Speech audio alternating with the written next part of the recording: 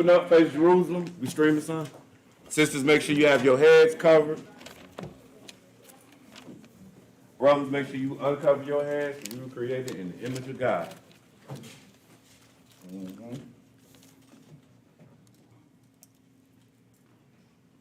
Our Father which art in heaven, Our Father which art in heaven, hallowed be thy name. hallowed be thy name. Thy kingdom come, Thy kingdom come, thine will be done thy will be done in earth earth as it is in heaven. as it is in heaven. Give us this day our daily bread, Give us this day our daily and bread, forgive us our debts and forgive us our debts, as we forgive our debtors. as we forgive our debtors. And lead us not into temptation, Lead us not into temptation, but deliver us from evil. deliver us from evil. For thine is the kingdom, Thine is the kingdom, and the power, and the glory.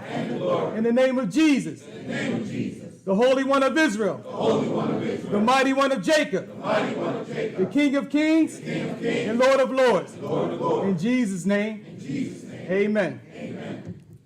Today's scripture readings from Jeremiah 9:23-24. Thus saith the Lord, let not the wise man glory in his wisdom, neither let the mighty man glory in his might. Let not the rich man glory in his riches, but let him that glorieth glory in this, that he understandeth and knoweth me, that I am the Lord which exercise loving kindness, judgment, and righteousness in the earth. For in these things I delight, saith the Lord. May the Lord add a blessing to the reading, hearing, and doing of his word. In Jesus' name, amen. In Jesus' name, amen. All right, y'all, we'll have a selection from the choir.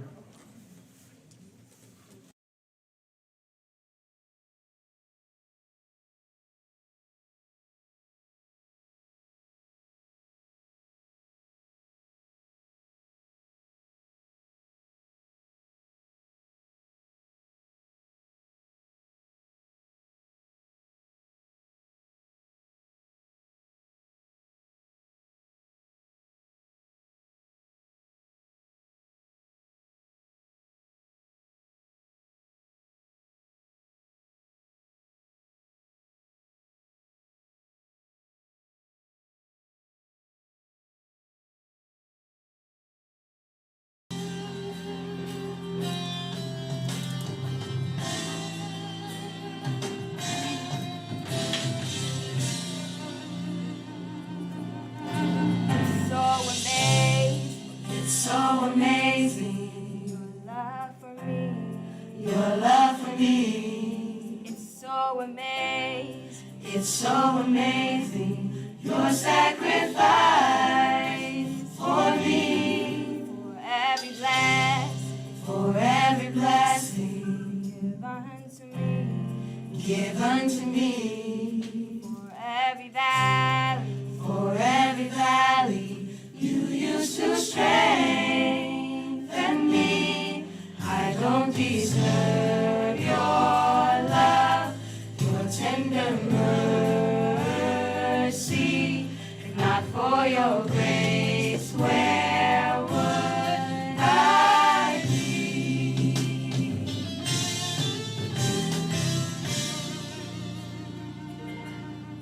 It's so amazing, it's so amazing, your love for me, your love for me. It's so amazing, it's so amazing, your sacrifice for me. For every blessing, give unto me. For every valley, you used to strengthen me. I don't deserve your love, your tender mercy. If not for your grace, where would I stand amazed at your glory. I stand amazed at your strength. I stand amazed at your power. So amazing, so amazing. I stand amazed at your glory. I stand amazed at your strength.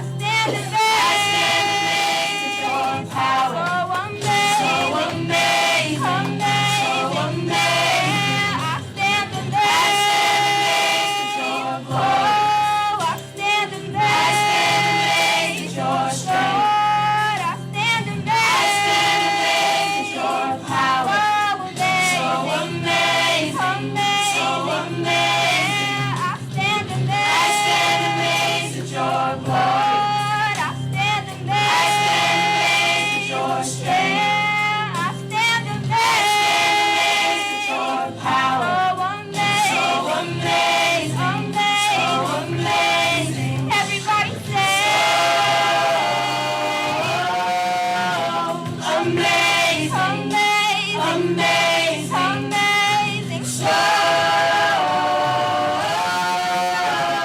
amazing, amazing, amazing, so amazing, amazing, amazing, so amazing, amazing, amazing. Everybody say,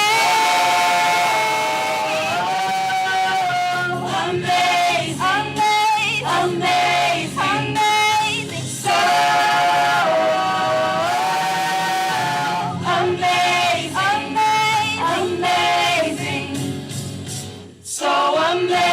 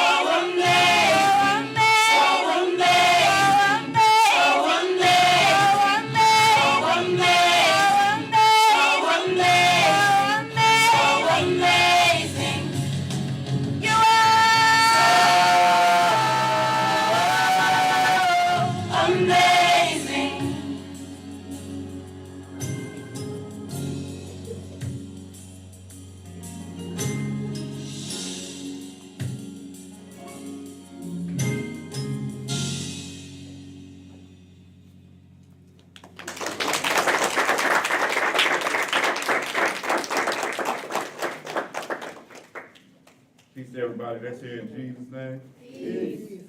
How y'all doing today? I'm all right. I'm not complaining at all.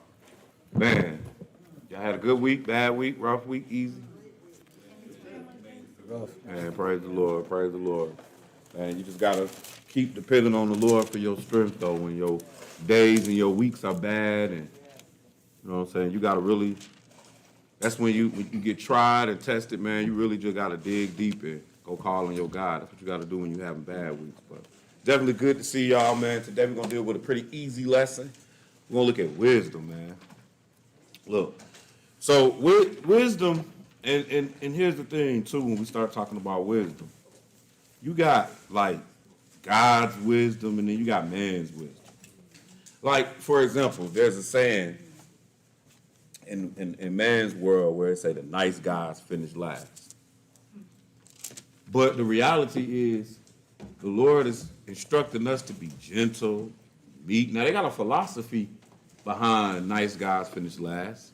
They got a philosophy about pretty much every piece of bits of wisdom that they offer you. But there's a difference in God's wisdom and in man's wisdom. And what we are here to do is to become wise like God. The counter, the opposite, is you're gonna be a fool. Like that's all your decision making. Everything you do is either a wise move and a foolish one. And best believe you gonna make plenty foolish decisions. I don't want anybody to think that they can escape making a stupid move in life.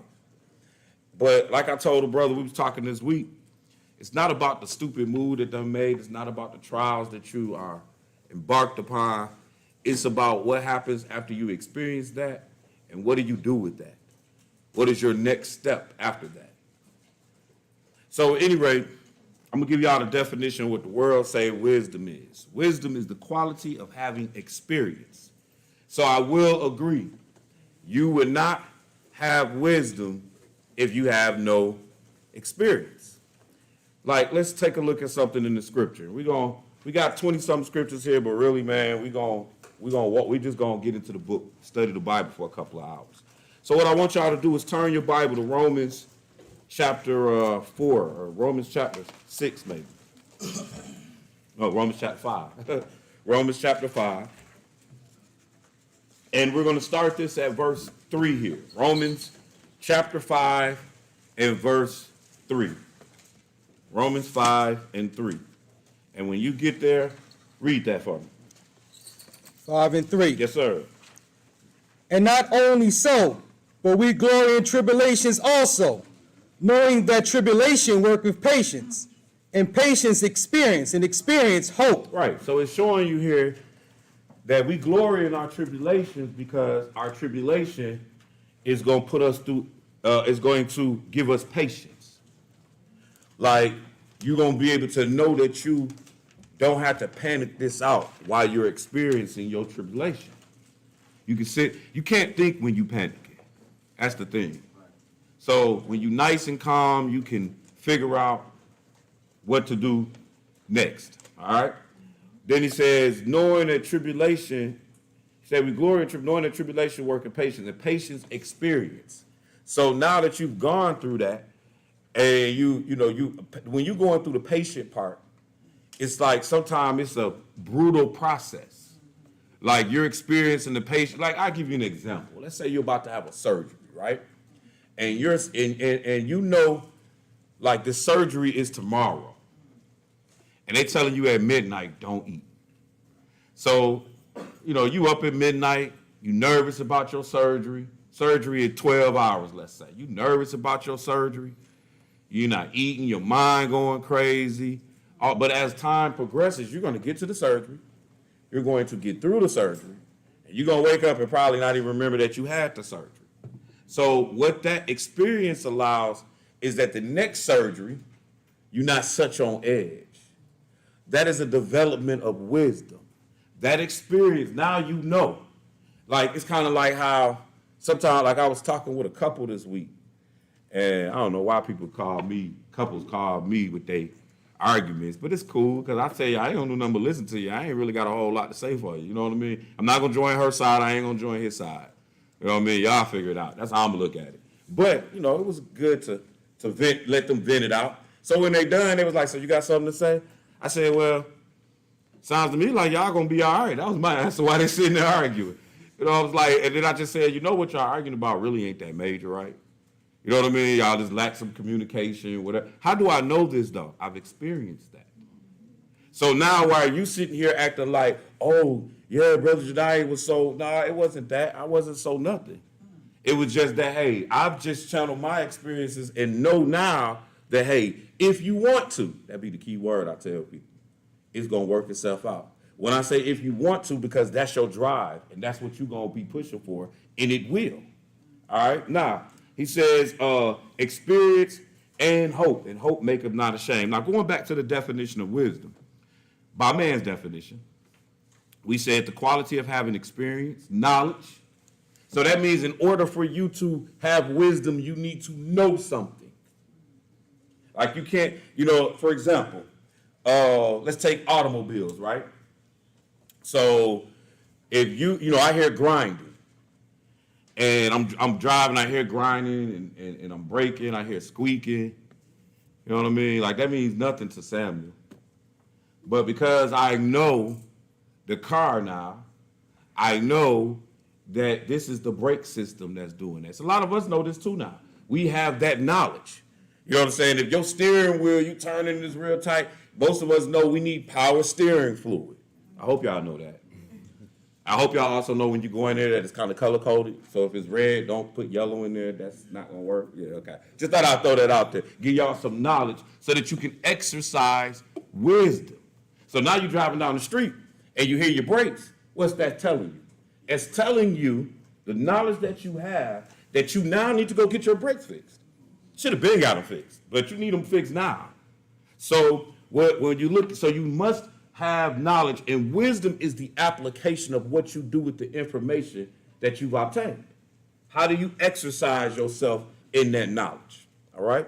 Now let's continue a little bit. The quality of having experience, knowledge, and good judgment.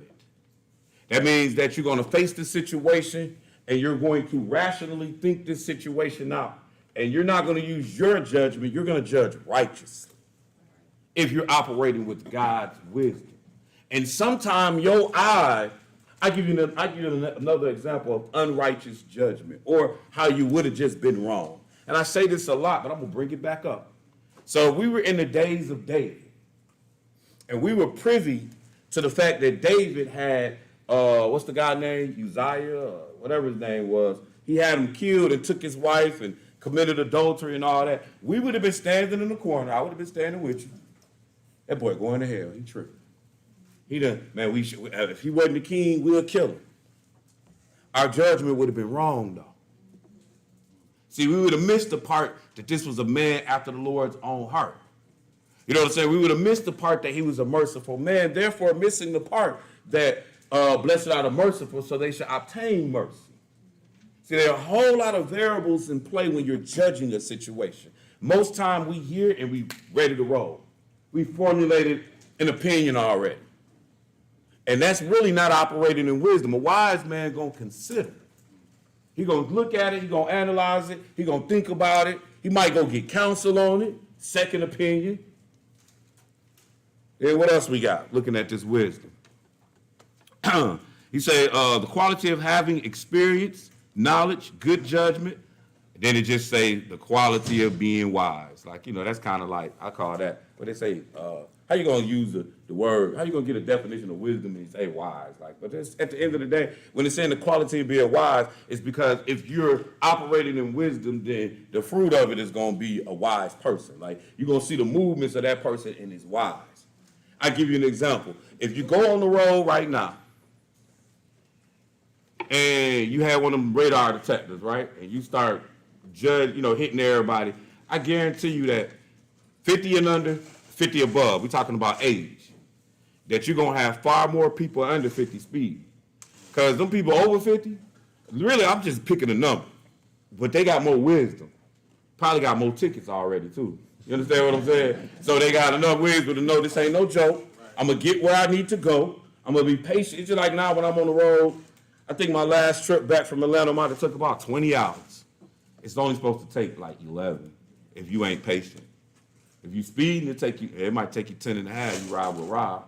So the point, but now I'm a whole lot more patient. I'm exercising with way more wisdom. I'm also carrying quite oftentimes 3, 4, 5, 6, 7, 3, 4, 5, 6 of my kids with me. You dig what I'm saying? The road dangerous. My wisdom is telling me that. Chill out, bro. You ain't got to speed down the street. Get there.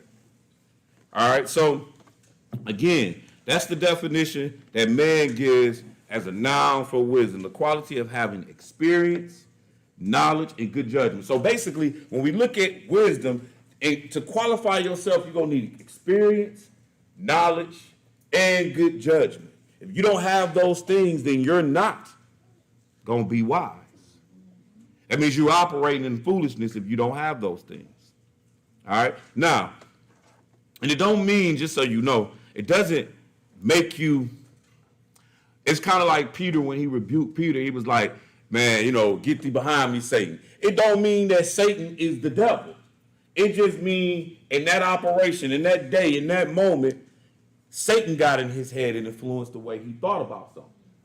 So when you acting foolish, when you make a foolish move, blurt out a foolish word, it just Satan got in your head for a minute. Don't mean that you have to maintain a fool, that you have to be that. Let's go to Proverbs chapter 21. We're going to go ahead and get into some of this. And I'm hoping the objective of today is for us to understand and value what wisdom is and learn how to obtain it. Because, still again, coming off the feast, we learn that we clean our houses or we clean ourselves up.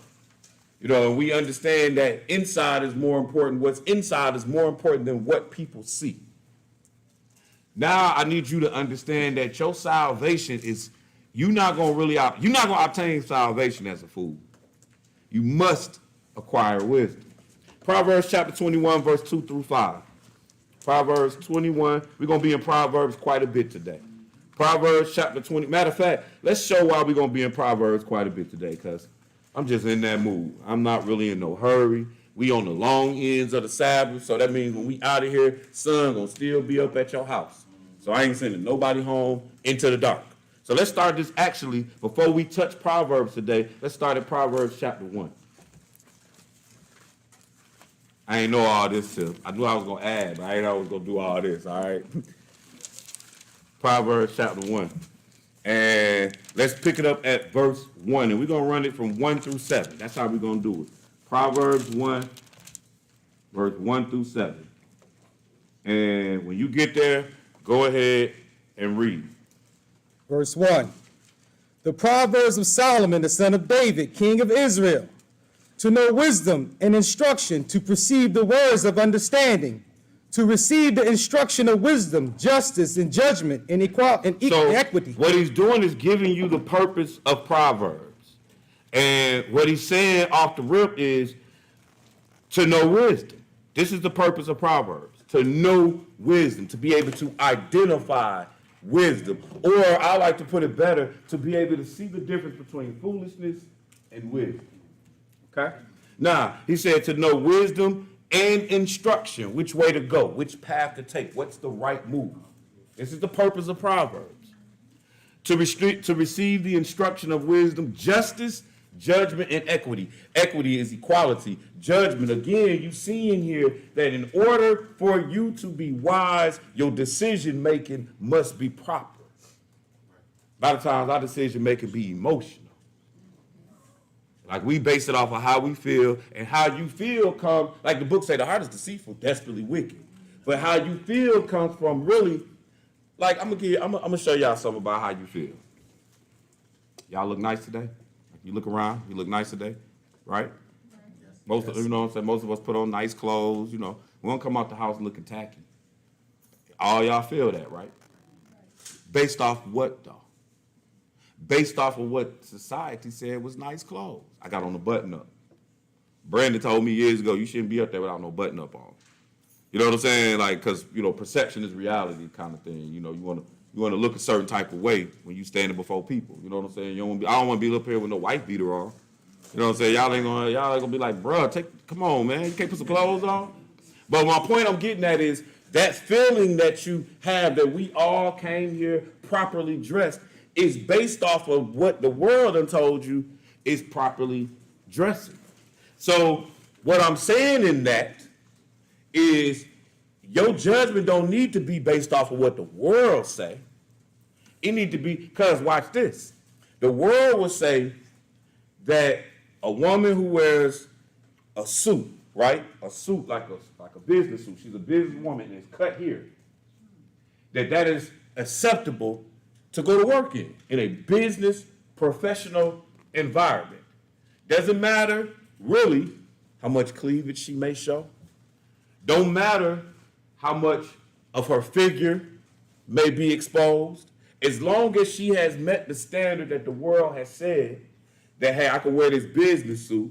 For the most part, I mean, hey, I'm sure some people come to work, you'd be like, yo, that suit way too tight. But when you look up the word modest, when you look up that word, part of that word is telling you your figure shouldn't even be noticeable when you dress in modest. Now, like I said, the world say that woman a woman walking here with a business suit on, we're gonna immediately look her way and be prepared for her eloquence. That's what we're gonna think she must be about her business. We're gonna think that. So what I'm saying is your judgment can't be based off of your reality. It has to be based off of how God is looking at it. That is wisdom. All right? Because like I said, you will assume, and I'm trying to use an example where you can see it, but where it's not taking you somewhere weird. You know what I mean? I just want your mind to understand that man has placed a way that we're supposed to perceive things, but it does not mean that it's God's way. I'll give you an example. This one gonna cut a little bit. One of my favorite R&B singers is Teddy Pendergrass. He has a song called, what's the song? 50-50 Love. I can't think of it right now. I ain't even trying to think that deep. But in the song, he keeps saying it's 50-50 love, 50-50 love.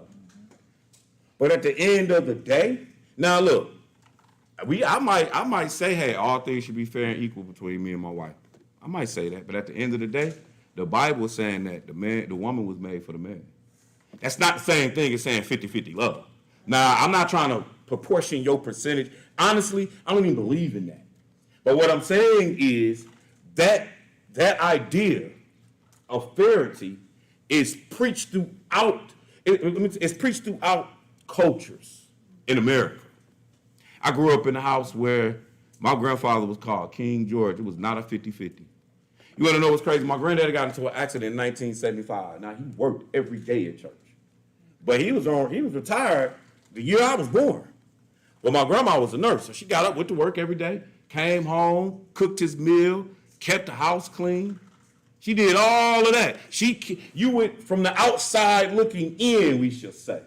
You would assume it's more than 50-50 over here. She doing that, washing the clothes, ironing, falling asleep at the dinner table. I mean, my grandma put in a lot of work, way more work than my eyes saw with my grandfather. But at the end of the day, though, that's man's wisdom to make the decision, because they stayed married over 40 years before he died. You know what I mean? So the formula don't have to be 50-50 to be wisdom. The formula just got to work to be wisdom in a marriage. You understand what I'm saying? I'm not trying to tell nobody that that's wrong if it's 50-50. You know what I mean? If that's what you and this man done agreed on. But the point I'm getting at is that's the idea that's being preached as if that's wise to people, whereas in the Bible, again, it's not saying that. Nowhere in the Bible can you read that it's supposed to be equal man and woman. Again, I'm not trying to put that out there so y'all Negroes can be tyrants in your houses, because you're going to get mutiny on the ship, trust me. You know what I'm saying? Like, next thing you know, you're going to be mad because she gone. You know, so I'm just saying, don't be no fool. Operate in wisdom. All right, so he says, the proverb of Solomon, the son of David, king of Israel, to know wisdom and instruction, to perceive the words of understanding, to receive the instructions of wisdom, justice, judgment, and equity. Verse 4, watch this one. To give subtlety to the simple. Right, so what it's going to do is, do y'all know what that word subtlety means? Do y'all even know what simple means? Anybody know what simple means in this case? All right, don't nobody want to talk? Huh? That is exact. Simple means dumb. That's what it means. But dumb, and dumb has a definition too. Simple means, like you said, not wise, a little foolish, inexperienced. Subtle, ain't that the right word? Or did I? Subtlety. No, I need to look up the right word, because that word ain't gonna do right. I'm gonna tell you what the first word is. I want y'all to know this definition because it's gonna bring more light to what's being stated here. All right, let's see. Subtlety. Okay, we having troubles. Let's see. Cunning, crafty. That's what it's saying. You know what I mean? Like, when we talking about somebody's cunning or crafty, they know what they doing. You know what I mean? Like, somebody's not cunning or crafty and not know what they're actually doing. That's not possible. So what it's saying is, Proverbs is meant, basically at the end of the day, it's meant to make a weak man strong. That's what it's meant to do. The whole book is. To give stability to the simple. Go ahead. 4 middle. 4. Mm-hmm. To the young man, knowledge and discretion. He over here slick study. I said he read definitions too. I got you. Ain't no pressure. We all here together. It's okay. Go ahead. To the young man, knowledge and discretion. So Proverbs again to the young men. That's why I suggested when I was 18, 19 years old, I was way at college. I used to work for Cooper Tires. The truck, the Cooper Tire, the tire company. And I used to have to load the trucks up with the tires to send them out to the whole world, not even just the United States, all over the world. Truck tires, all that. So my boss comes in one day, me and my partner, we both young, like 19, 20 years old, vibrant. We in there sweating, grinding, making money. This is what he came in there and said to us. He said, do y'all read? We in college, yeah, we read. Y'all read the Bible? Yeah, I got a Bible. No, the answer, yeah, I got a Bible. You read Proverbs? Not really. I mean, you know what I'm saying? I might read Matthew, you know what I'm saying? If we're going to have that conversation, we might read some Jesus stuff. This is a young man, you know what I'm saying? I'm a young man at the time. He was like, man, you go read Proverbs, it's going to give you all the game you need. That's what he told me. Man, that obviously stuck with me. See, a lot of times we think of game in a negative. No, when we're talking about game, it's going to give you all the game you need. It's going to give you the way to operate in all the situations. That's what Proverbs is going to do. So he says, to give stability to the simple, to the young man, knowledge and discretion. So I began at that age to develop knowledge and discretion because I then took the words that he said. By the way, within a year later, I was in the Word. You dig what I'm saying? So it was kind of like it worked well, or I should say, it was the process. Really, to be honest with you. Looking back, understanding with some wisdom. So he says, verse 5, what's next? A wise man will hear and will increase learning, Yeah. and a man of understanding shall obtain unto wise counsel. So now that's an absolute. A wise man will do what again? Attain unto wise counsel. No. A wise man will hear. Hear. If you swift to run off at the mouth, that's not showing wisdom. A wise man gonna shut up and listen, and then he says, a wise man will hear and will increase learning. It's like I tell you to this day, like, man, I'm still learning. I'm still like, man, it's just like I was talking last night with my son, who was doing the Burning Midnight Oil, and we was talking about the young boy. I call him a young boy because he's younger than me, but he's been in the NBA half my life almost. This young boy, LeBron James. And how he put in 20 years in the league. And I asked my son, because my son is a LeBron James fan. Personally, I can't stand him. No, I'm just playing. But I asked my son, I said, is he getting better? And my son like, yeah. He'll tell you, he's still working on his craft. But guess what? He's the best in the game, still. Practically one of the best for the last 20 years. And you could have took a vacation. Like, you could have just been like, man, I'm good. Y'all got to catch up first. But I'm like, no, I'm not trying to get where people catching up to me. I'm trying to continue to improve my craft so that at the end of the day, when I die and we leave my legacy here, it's worthy of salvation. I want to die and you be like, there lies a wise man. That's what I want you to say. You know what I mean? Like, I had a little saying way back in the day. I still say it. I just don't say it a lot to y'all. But when I die, I want to be the oldest and wisest man on the planet. You know what I mean? Like, what if I could make it to like 112? That'd be cold, right? I'd probably be miserable. I'd probably be mad in the mud. That's what I'm telling you. We're going to read that today where I'm going to be mad in the mud if I make it that old. But the point I'm getting at is that should be your goal, to die with wisdom. Wise people not going to hell, y'all. What verse? Verse 6. Uh-huh. To understand the proverb and the interpretation, Yes. the words of the wise, and their dark sayings. Man, and their dark sayings, when he say the words of the wise and their dark sayings, that means that people are looking at it and can't see it. Wisdom. But if you inject Proverbs into your mentality, like talk is cheap, you know that's in Proverbs?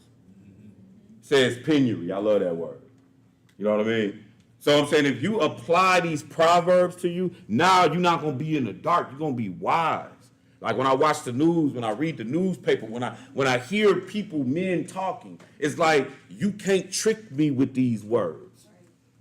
You know what I mean? I know the difference between no outlet and dead end, and that is a reality.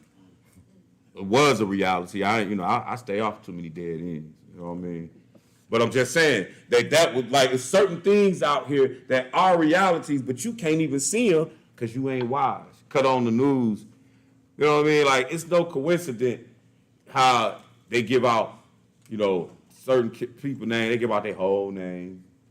Then sometimes notice they don't show nobody. Like, I still ain't seen this girl this is NBA world, basketball. One of the head coaches slept with somebody inside the organization. He gets fired.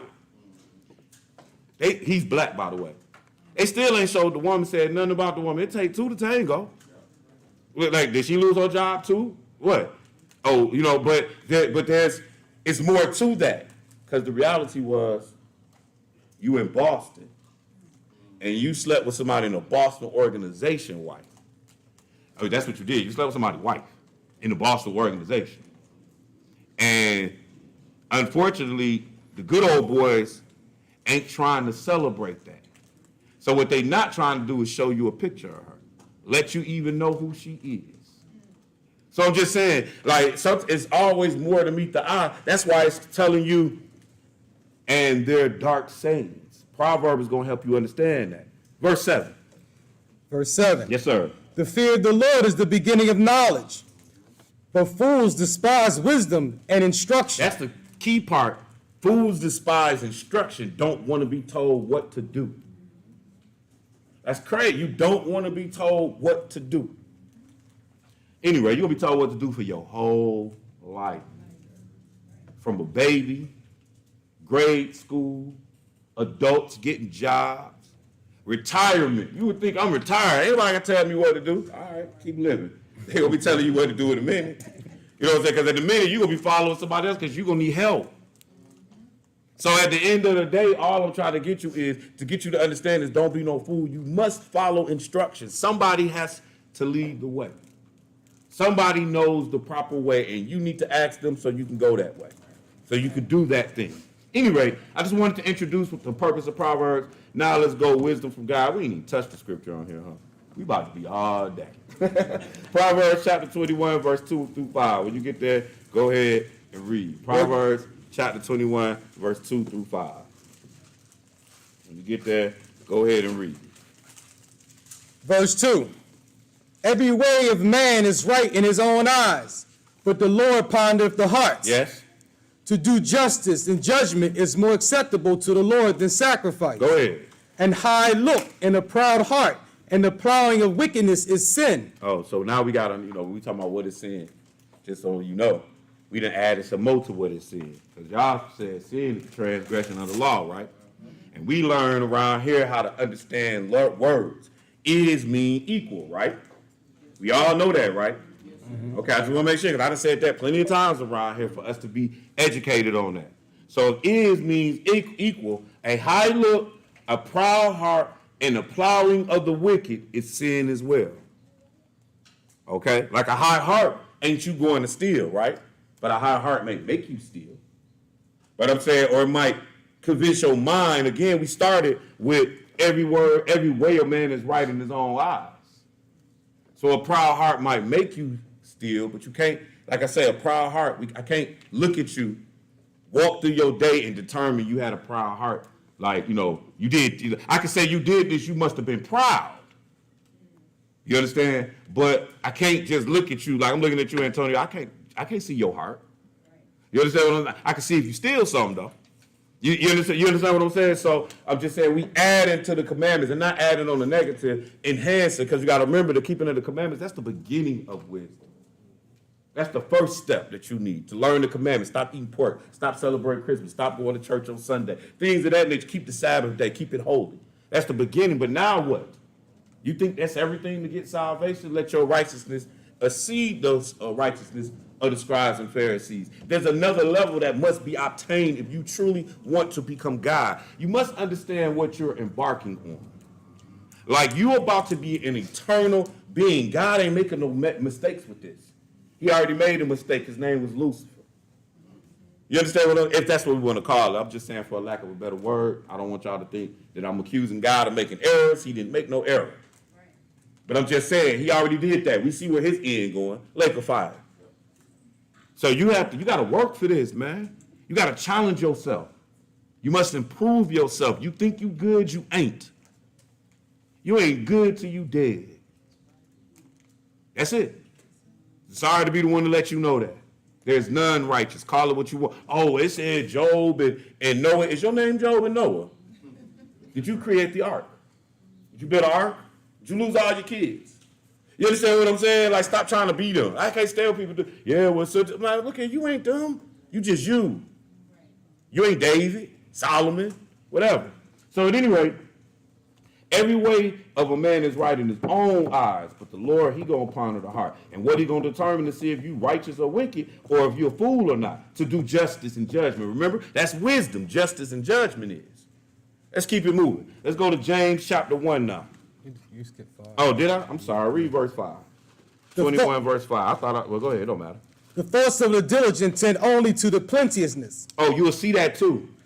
That Proverbs will wise and fool you out. Meaning to give you the wisdom and then to give you the foolishness right behind it. We're going to see that a little bit today. All right? We're going to be a lot in Proverbs today. So, anyway, he says, the thoughts of the diligent tend only to plenteous. The thoughts of the diligent is only to increasing. That's all the diligent is on, increasing. And it don't mean get money, although diligent people probably have money. But it don't mean get money. It means increase. What's more important than money? Wisdom. You know what I'm saying? So that's the thoughts of the diligent, is to continue to grind on this wisdom. But of everyone that is hasty, all they want is want. All they going to do is want. When you in the rush, it's because you want something. That's it. You want everything quick. It's just like how we talked about when we was a kid. And I was talking, who was I talking to? I was talking to, doesn't matter. we was talking about living in Philadelphia and how I was really telling them about how what the difference in old money and new money. And what I was saying is, imagine you being here since your family name being here since 1767. Because we were talking about how these young kids got $60,000 and $70,000 in the bank. They was going to like Temple University and, they sit in Drexel, you ride down the street down Broad, don't even realize that you just drove past $1 million worth of people. Because they just all college students, right? And so we holding this conversation, and I'm telling my man, I said, well, they got old money. I'm like, they got 1,700 money. Meaning, imagine when you got to this country, 2 generations worth of working, and we might have struggled, but eventually we started to come up. And now, next thing you know, 5, 6, 7 generations later, the whole family is pretty much doing pretty good in America to the point where when everybody die, like when somebody die, they leaving. They ain't just leaving the house for their son, because they already bought their son the house. They sitting here, they leaving like, hey, I just inherited $150,000 from my uncle. You know what I'm saying? And so now, 2020, the point that I'm getting at is that when I was coming up, the dope money was the money to go get. We didn't have that. I didn't have nobody that was about to die in my family and leave me nothing. You know what I mean? Like, be honest with you. Now, my daddy had a 401k. I think I gave them to my sisters. They younger than me. I didn't even want that money. Be honest with you, I ain't never had nobody die leave me no money. You know what I'm saying? Like, that's not the point. I'm saying it happens though. And what I say is it happens in a whole nother reality. But in my reality, all we was doing was trying to get what we called that fast money. You know what I'm saying? Why? Because we wanted. We wanted stuff. I wanted the snakeskin belt. I wanted the shoes. I wanted the Max Julian coat. I wanted. So I was in a hurry to go get it. Whereas when the thoughts of the diligent tend only to plenty. But on the flip side, another part of America, they got everything they want. They ain't out here doing nothing stupid. They ain't in trying to chase that fast money. So I just say all that to say, just giving you another way of looking at the scripture. The thoughts of the diligent tend only to plenteous. So when I say looking at another way of the scripture, if you follow where we're going, look at the 2 spectrums. You know what I'm saying? One operating wisdom, the other one taking penitentiary chances, foolishness. Both of them 19, 20 years old, young men. You understand? So regardless of the situation, I'm just trying to get you to understand the difference. That people in a hurry, they want stuff. And when you patient, you gonna have it. You in a hurry, you won't. When you patient, you gonna have it. Anyway, now let's go to James chapter 1. James chapter 1.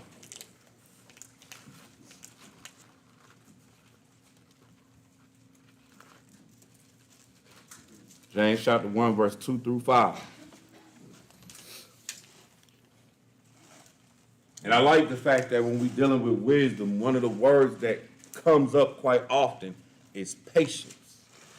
Because you don't wake up at 19 years old and was a fool, and then 2 days later, now all of a sudden you wise. Like, no, you're going to have patience you're going to have to go through some stuff.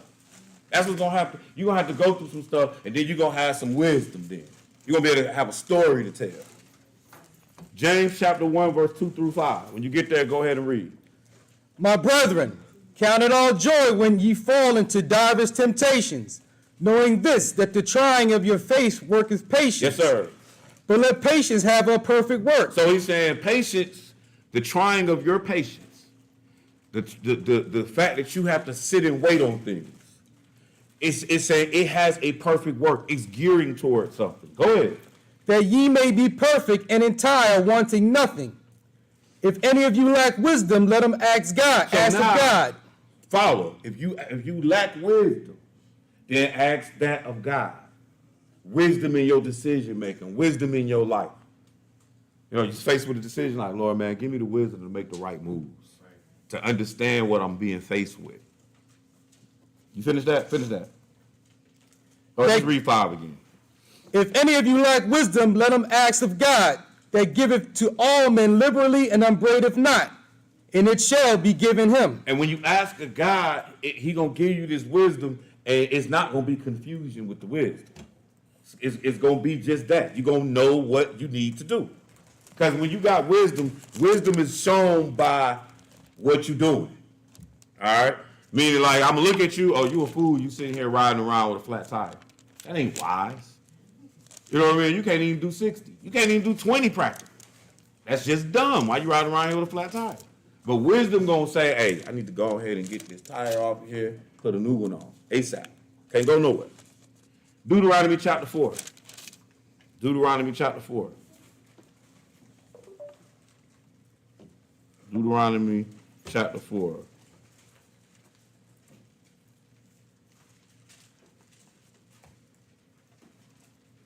We're going to show you what your wisdom is in the sight of the nations. Deuteronomy 4, let's pick this up in verse 1 through 8. When you get there, go ahead and read. Now therefore hearken, O Israel, unto the statutes, unto the judgments, which I teach you, for to do them, and ye may live, and go in and possess the land which the Lord God of your fathers giveth you. Keep reading. Ye shall not add unto the word which I command you, neither shall ye diminish aught from it, that ye may keep the commandments of the Lord your God, which I command you. Go ahead. Your eyes have seen what the Lord did because of Baal Peor. For all the men that follow Baal Peor, the Lord thy God have destroyed them from among you. But ye that did cleave unto the Lord your God are alive, every one of you this day. Go ahead. Behold, I have taught you statutes and judgments. Notice what he's saying. I taught you knowledge and judgment, right? Statutes. I gave you the knowledge. I taught you statutes and judgment. Go ahead. Even as the Lord my God commanded me, that ye should do so in the land whither thou goest to possess it. So he basically said, I gave you the wisdom to maintain yourself in this land. You got everything you need to maintain yourself. The main reason we got put out is because we left out keeping the Sabbath. He gave us that. He was like, you can stay in the land, you keep the Sabbath. You didn't trust the process. You went on your own ways. Keep reading. Keep therefore and do them. Yes. For this is your wisdom and your understanding in the sight of the nations. So notice what he's telling you. Your wisdom and your understanding in the sight of the nations is you keeping the commandments. Go ahead, keep reading. Which shall hear all these statutes and say, surely this great nation is a wise and understanding people. Or your home, or that family is a wise and understanding family because they keep the commandments. That's why. That is your wisdom. Trust me, if you always operating in the scriptures, in the spirit of God, ain't nobody gonna think you no fool. Maybe a fool might think you a fool. If you understand what I'm saying, like, hey, he just turned the other cheek. He's a needy. He should have beat him down. Police was around the corner though. Both of them was gonna go to prison, right? So I'm just saying, like, but you called him a fool for turning the other cheek. Job chapter 28. Job chapter 28. Oh, no. We can finish this. I'm sorry. Yeah, because we stopped at 6. 7. Yep. What nation is there so great, who have God so nigh unto them, as the Lord our God in all things that we call upon him for? That's like the fruit of the nation. Meaning that, like, if you took this to your house, and we look at your house and we saying, well, as a result of what your house is producing, I'm going to say, for what family is there so great? You know, like when I pull up on Biscuit's crib, you know what I'm saying? Like, they shining the light on the block. You know, they keeping the commandments. And it's like, man, what family is so great that God is so nigh unto them as the Lord God is in all things that we call upon him for? Like, why would I be sick? Because everything they doing they ain't doing nothing wrong. All they moves is operating in righteousness. Everybody's going to eventually see that. Go ahead, keep reading. And what nation is there so great? Seen, y'all. Your righteousness is meant to be seen. It's not meant to be hidden. Just want you to know that. Go ahead. And what nation is there so great that have statutes and judgments so righteous as all this law, which I set before you this day? And so look what he's saying. He's saying that our law is righteous. It's great. Don't no law compare to this. Where we at?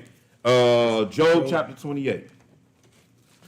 Job chapter 28, verse 1 through 28. That's like the whole chapter. But this is a good chapter for us to digest right here. Oh, yeah, we're going to read a little book today, man. That's what we come here for. We come here to increase ourselves, get a little exercise in. Now, you know, when you exercise sometimes, it ain't the greatest feeling. I don't know if anybody's done that. You know what I'm saying? Lifted weights or whatever. Sometimes you got to, you be at 9, and it's like the rep set is 10. Right. And you got to keep on. You might need a little help. You might need a spotter.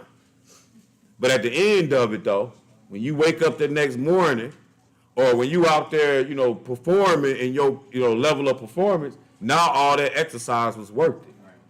And you appreciate that exercise. That's what we in here doing right now. We exercising our brains. We working.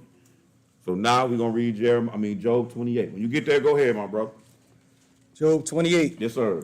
Surely there is a vein for silver, and a place for gold where they find it. Yes, sir. Iron is taken out of the earth, and brass is molten out of the stone. Now, just so you can understand what we read, like what it's saying, it's just saying like we know this. Like he said, surely there is a vein for silver and a place where they find gold. Like, if you don't know where they find gold, you ain't gonna, like, you gotta have this level of knowledge.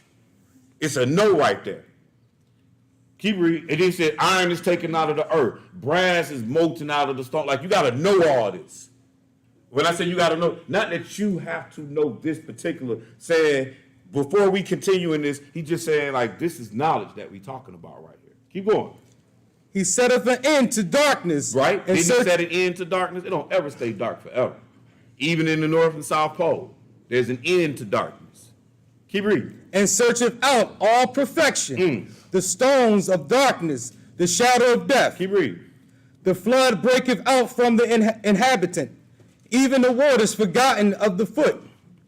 They are dried up, they are gone away from men. Go ahead. As for the earth, out of it cometh bread, and under it is turned up as it were fire. The stones of it Ain't that kind of deep, though? That we ain't even got science yet, and he just told you what was under the earth, or inside the earth, how you want to look at it. He was like fire. Ain't that what they told you later? It was like, yeah, in the center of the earth, the earth's core is fire. He said, but he's telling you, as for the earth, out of it come bread, right? Wheat, all that come right out the earth. Then he said, and under it is turned up as it were fire. It's crazy. Go ahead. I just want you to pay attention to what you're reading and understand this predates the science that we have. They still giving you the math, though. Go ahead. The stones of it are the place of sapphires, and it have dust of gold. Inside the same earth. Go ahead. There is a path which no fowl knoweth, and which the vulture's eye hath not seen. And that's deep. He say, man, it's paths that no bird know. And it's crazy because birds be navigating through the air, man. They like, yeah, the birds go north to south. I didn't even comprehend that when I was a kid. Like, it was just like, okay, cool, whatever. But I'm saying, how come the birds know to go north to, like, for real? Like, birds start off in Massachusetts in the summer, and then by the winter, they in Florida, and then they back. Like, what, they got a clock? They got calendars, y'all? I'm just saying. But anyway, that's the wisdom of God, though. To create them that way. Just like I was watching about the ocean and the whales and how they have a sonar map of the waters. The waters.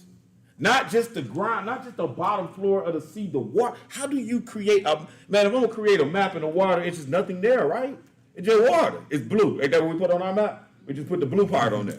It ain't like we say, you make a left at the left water. You make a right at, we can't do that. But the fishes, the whales, man, that's God's wisdom. Like, man can't figure that out. Man cannot do, I guarantee you, they do not have a map for submarines that consists of the water. They might have it placed somewhere to some type of, something else so that we can determine you this far away from land and this deep into the water. Anyway, go ahead, what verse? Verse 8. Uh-huh. The lion's whelp have not trodden it, nor So the he said fierce. there's a path which no fowl knoweth, and the vulture's eyes haven't seen. The whelps have not the lion's whelp have not trodden it, nor the fierce lion passed by it. Go ahead. He putteth forth his hand upon the rock, and overturneth the mountains by the roots. He cutteth out the rivers among the rocks, and his eyes seeth every precious thing. Keep going. He bindeth the floods from overflowing, and the thing that is hidden bringeth he forth to light. Uh-huh. But where shall wisdom be found? So that's what we own. But where shall wisdom be found? Keep reading. And where is the place of understanding? Right. Man knoweth not the price thereof. Yeah. Neither is it found in the land of the living. Man, notice what he just said. He said wisdom and understanding. But where shall wisdom be found, and where shall the place of understanding? Man don't even know the price of it. Neither is it found in the land of the living. So that means you got to search beyond just the Bible in order to find, you got to search beyond the classrooms in order to find this wisdom and understanding. Even though you might graduate with your doctor's degree in philosophy. He's still telling you man don't possess the wisdom that you need to understand what we just read. How is it that the birds is places where the vultures ain't touched? That's crazy. Keep reading. The paths they don't even know nothing about. They the ones that eat the dead, though. That's what I'm getting at. That's why I say it's crazy, because they going to smell out the dead, regardless of where they are. Where we at? 14. Uh-huh. The deaf saith, it is not in me. Yep. And the sea saith, it is not with me. Come on, wisdom. They both say, don't look in the sea for the wisdom. Right. Dead Sea Scrolls, you know what I mean? They be like, yeah, we got the Dead Sea Scrolls over here. Don't look in the sea for the wisdom. Keep reading. It cannot be gotten for gold, neither shall silver be weighed for the price thereof. Can't really buy it financially. Go ahead. It cannot be valued with the gold of Ophir, with the precious onyx or the sapphire. Uh-huh. The gold and the crystal cannot equal it. And the exchange of it shall not be for jewels of fine gold. Keep reading. No mention shall be made of coral, or pearls, for the price of wisdom is above rubies. Uh-huh. The topaz of Ethiopia shall not be equaled, neither shall it be valued with pure gold. Whence then cometh wisdom? So now you seeing that the price of it, man, we can't monetize it. I don't care what kind of money you give me, it's not going to buy you that wisdom that you need. So then the answer is, we said you can't find it in the waters. You can't, man, so what do we got to do to get this wisdom? Then he says, whence then cometh wisdom, and where is the place of understanding? Go ahead. Seeing it is hid from the eyes of all living, and kept close from the fowls of the air. Yes. Destruction and death say, we have heard the fame, therefore, with our ears. Right, it's like destruction and death, we heard of wisdom. You know what I'm saying? But it ain't with us, though. That's what he said. It's not with us. Keep reading. God understandeth the way thereof, and he knoweth the place thereof. Yeah. For he looketh in the ends of the earth, and seeth under the whole heaven, to make the weight for the winds, and he weigheth the waters by measure. Go ahead. When he made a decree for the rain, and the way for the lightning of the thunder, then did he see it, and declared it. He prepared it, yea, and searched it out. And unto man he said, behold. Watch this, y'all. So we read all that. And we done made wisdom so great and far and beyond man's reach. But watch the answer. Go ahead. Behold, the fear of the Lord is wisdom. Man, that's simple. We look all over the place for wisdom. The fear of the Lord, that's wisdom. What else, bro? And to depart from evil is understanding. Man, it's just that simple. It's just that simple. That's the beauty of God. That we sat here and read how complicated it is to find wisdom. I almost had people man, I'm about to die fool. Till he tell you, excuse me. Till he tell you in the end, hey, all you gotta do is keep the commandments. Excuse me. Let's keep it moving, y'all. Let's go to Psalms 111, verse 10. Psalm 111, verse 10. One verse here. Underline this one. Keep this one in your mental Rolodex, whatever you need to do. This should be one. I don't even have to go here to read this with y'all. You know what I'm saying? You need to have scriptures like that, where they just embedded in your brain. What happens if they cut the power no cell phones, burning books. Where are you getting these ideas from? Could they be putting it in the movies? I seen the movie where they was burning all the books. What you gonna do for your salvation? You gonna have anything tucked away in your brain that's gonna keep you straight? Or like Brother Nate talked last night, man, how easily we forget. Because we do. We do. Psalm 111, verse 10. Go ahead. Verse 10. The fear of the Lord is the beginning of wisdom.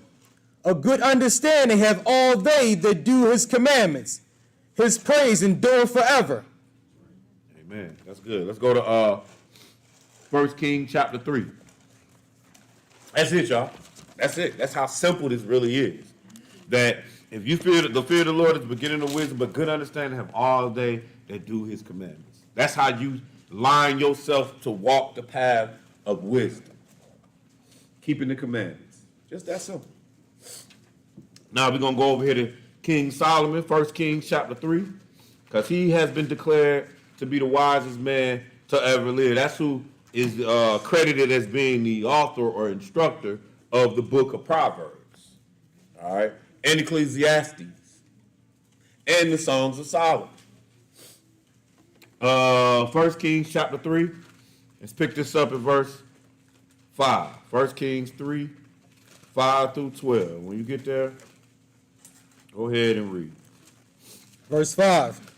In Gibeon the Lord appeared to Solomon in a dream by night.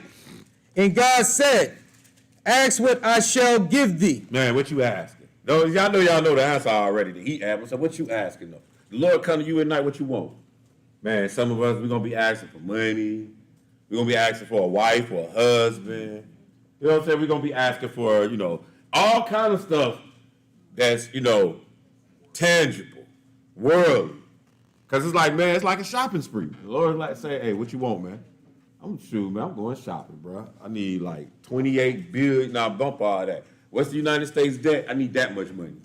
I need $150 trillion. That's what I need. Let's see what Solomon say. Go ahead. Verse 6. Yeah. And Solomon said, thou hast showed unto thy servant David, my father, great mercy, according as he walked before thee in truth and in righteousness. I like that part. He said, because we know David's life. He says, thou hast showed unto thy servant David, my father, great mercy, right? According as he, notice though, according as he walked before thee in truth. That mercy was given to him because of how he conducted himself before he needed the mercy. Keep reading. And in righteousness and in uprightness of heart with thee. And thou hast kept him from his and thou hast kept for him this great kindness. Yep. That thou hast given him a son to sit on his throne as it is this day. Go ahead.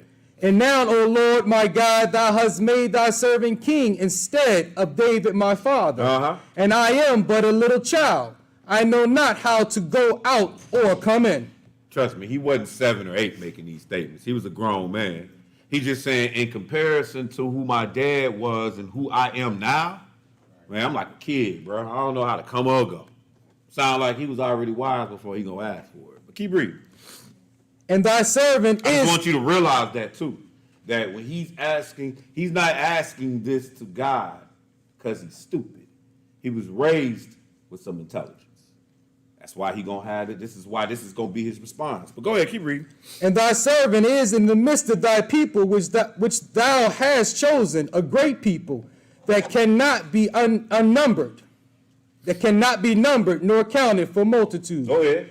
Give therefore thy servant an understanding heart to judge thy people, that I may discern between good and bad, and who is able to judge this thy so great a people. So understand what he just asked. He said, I need a discerning heart so that I can judge and determine what's good and what's bad amongst people. But he wrote the book of Proverbs.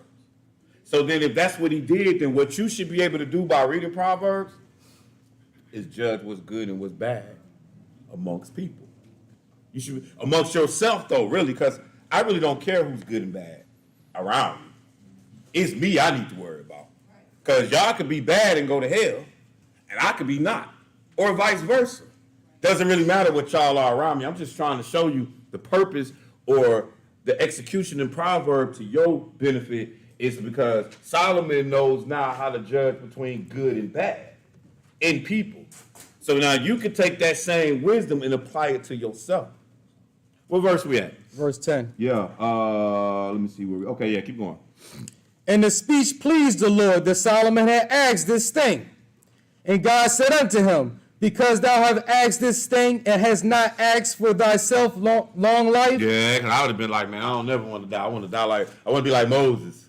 Let me just be strong, died 120 or 80 or however he was. I don't know how he was right now. But I'm saying I might have asked for something like that. Keep reading. Neither ask And when I riches say for that, I'm thyself. saying because we men. We flesh. We think like that. If I was a young man, if I was 20, 21, 22 years old, I don't know if I hadn't read this, if I would have been coming to the Lord asking for wisdom to rule some people, I would have been asking for a new Cadillac. I'm just telling you. I'll just be like, shoot, man, I need some paper. That's what the world done told me makes sense. You know what I'm saying? Like the world done told me, don't go to war until you got your money right. You know what I mean? So that means, hey, I need to go get, that's all the world has preached to me is search for money. Going to school is about a search for money. It's not about a search for wisdom of God, definitely. It's not about an improvement or a betterment to your society. At the end of the day, we get up every morning, we go to school, especially once you start talking colleges. It's about go get money. That's what it's about. So I probably would have been asking the same thing at that age for money. But go ahead, what verse? Middle of 11. Yeah. I keep bringing that up because we're going to address that later on in this lesson, just so you know.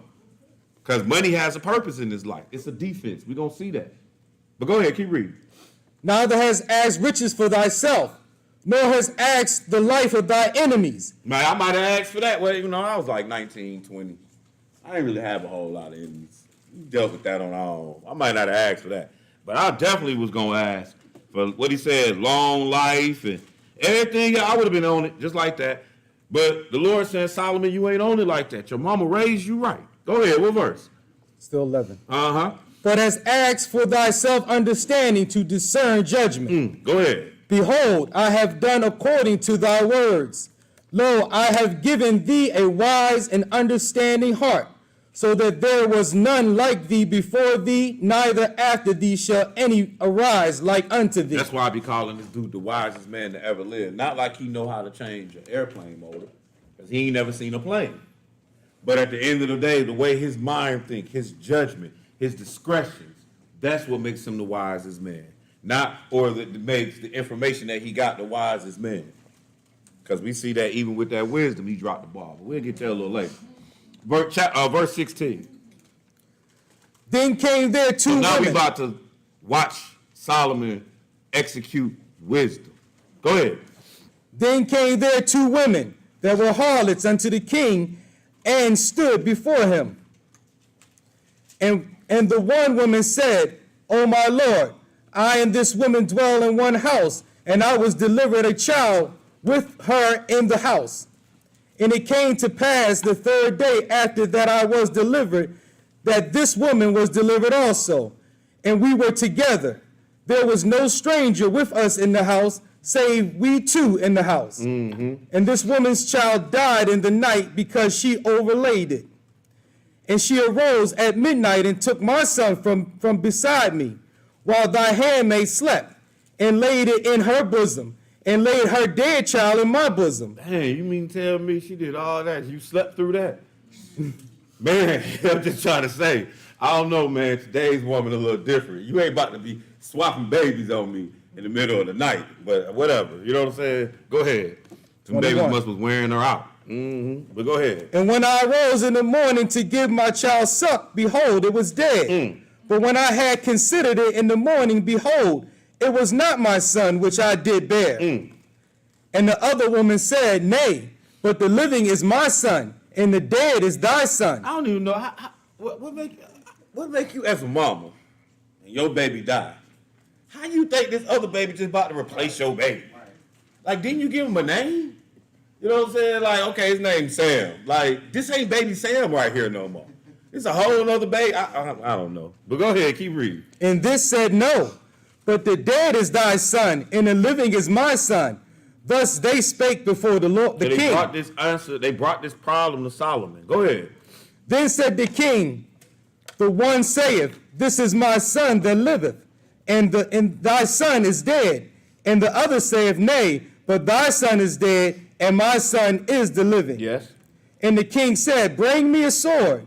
And they brought a sword before the king. So Solomon was like, well, shoot, just go grab me a sword, man. I'm finna solve their problem. We ain't gonna have to worry about this no more.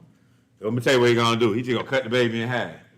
And not both of y'all gonna have dead babies. Go ahead. And the king said, Divide the living child in two, and give half to one and half to the other. Right. Then spake the woman whose the living child was unto the king, for her bowels yearned upon her son. And she said, My lord, give her the living child, and in no wise slay it. But the other said, Let it be neither mine nor thine, but divide it. Now how you go stand there and think? You talking to Solomon, right? And the one woman say, nah, just give her the baby. And then the other woman say, I don't care what you do, just go ahead. It ain't gonna be mine or yours since we argued. Like, what made you think that you was about to win that argument with that type of attitude? You know what I mean? I just really want to know what made you think that. But go ahead, keep reading. 27. Yeah. Then the king answered and said, Give her the living child, and in no wise slay it. She is the mother thereof. And all Israel heard of the judgment which the king had judged, and they feared the king, for they saw that the wisdom of God was in him to do judgment. So again, notice he's saying that the wisdom of God, and when you have it, your judgment is accurate. See, people be telling us, you ain't supposed to judge. No, you are supposed to judge. When you have wisdom, you will judge everything. Right. Corinthians say, he which is spiritual judges all things. Right. So, what do we mean by that, my brother? I'm going to look at it and make an assessment of it and determine if it's A, B, C, D, E, or F. I'm going to make a determination based off the knowledge that I have in my mind. Yes, I'm going to judge it. Now, once I have judged this brother, now what do I do with it? Bro, you going to hell. Oh, man, now you condemn him. Now you playing the judge. Just because you have judgment don't mean you are the judge. It's like David. Like we say, we'd have been sitting over there, me and James both would have been up, man, David tripping, bro. You know what I'm saying? Like our judgment would have been, as judges, kill that Negro, and we would have been dead wrong. So we got to have righteous judgment, but you still are supposed to judge all the situations, every one of them. All right? Now, let's keep it moving. Ecclesiastes, this ain't on here. We're going to read this because we're about to get into some more Solomon. So we might as well read Ecclesiastes chapter 1, verse 12 through 18. That's what we're going to read next. And then we're going to go back into Proverbs. Ecclesiastes chapter 1. And actually, we'll start at verse 1 so we can find out exactly who wrote this. And again, we're looking at wisdom from God, man. That's what we trying to fill ourselves with. You know what I'm saying? Like when they say, blessed are those that hunger and thirst after righteousness, for they should be filled. That's what you're trying to be filled with. Wisdom, knowledge, understanding. If you don't have these things, man, your chances, what they say, your chances of getting into the kingdom is like a cold day in hell. So I don't think them days come around too often, if ever. Ecclesiastes chapter 1, and let's pick it up at verse 1. Go ahead when you get there and read. The words of the preacher, the son of David, king in Jerusalem. Right, I just want y'all to see who the author of this book is. The son is Solomon, right, the son of David, king in Jerusalem. If there's any question, because David did have a lot of sons. Let's go down to verse 12. And go ahead and read. I, the preacher, was king over Israel in Jerusalem. Yeah. And I gave my heart to seek and search out by wisdom concerning all things that are done under heaven. This sore of travail have God given to the sons of man to be exercised therewith. Yes. I have seen all the works that are done under the sun. Right. And behold, all is vanity and vexation of spirit. Keep reading. That which is crooked cannot be made straight. Man, that's cold. That which is crooked can't be made straight. Just remember that. That which is crooked can't be made straight. Go ahead. And that which is wanting cannot be numbered. Go ahead. I commune with my own heart, saying, Lo, I am come to great estate, and have gotten more wisdom than all they that have been before me in Jerusalem. Right. Yea, my heart have great experience of wisdom and knowledge. Yes. And I gave my heart to know wisdom, to know madness and folly, to perceive that this also is vexation of spirit. Yeah. For in much wisdom is much grief, and he that increaseth in knowledge increaseth sorrow. Yeah, because once the blinders start going off, then you start seeing the reality of everything, everybody. It's just like that movie I remember. It had Rowdy Piper in it back in the day. They Live, I think is what it was called. And you would put these glasses on, and you would start seeing that what you thought was people wasn't people. There's a whole bunch of aliens. And what I'm saying is, when you start getting wisdom, everything be clear like them glasses. And you start, the mask be coming off of people. You know what I mean? Like, I thought you was this way. But then once I start obtaining wisdom and I'm judging you by the Proverbs, I'm judging you by the wisdom. Now, remember, it's what you do with the judgment that matters. Just because I see you been tripping don't mean, hey, that I feel like you're done. Like, nah, what are you going to do to help salvage that now? Since you wise enough to see the error of your brother's way. Like, can you help him now? Anyway, most of the time we just going to sit and talk about it, though. Proverbs chapter 8, because that's what we do. Talk about problems instead of creating and being involved in solutions. That's just what we do. I like when you have a problem, come with the solution too. Surely you thought of that, right? You know what I mean? Or I guess you just depended on me to have the solutions to everything. Huh? So you must not be that bright then. You ain't got no solutions. You need a whole lot more help in life than the problem that you addressing to me about if you ain't got no solutions. Proverbs chapter 8, let's pick it up verse 1 through 12. Proverbs chapter 8, verse 1 through 12. When you get there, go ahead and read.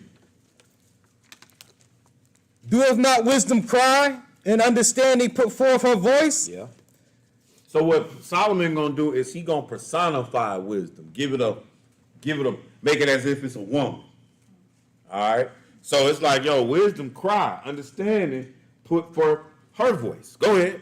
She standeth in the top of high places, by the way in the places of the paths. She crieth at the gates, at the entry of the city, at the coming in at the doors. He's trying to tell you wisdom everywhere to be found. You just got to know how to look. Keep reading. Unto you, O men, I call, and my voice is to the sons of man. O ye simple, understand wisdom, and ye fools, be ye of an understanding heart. Right.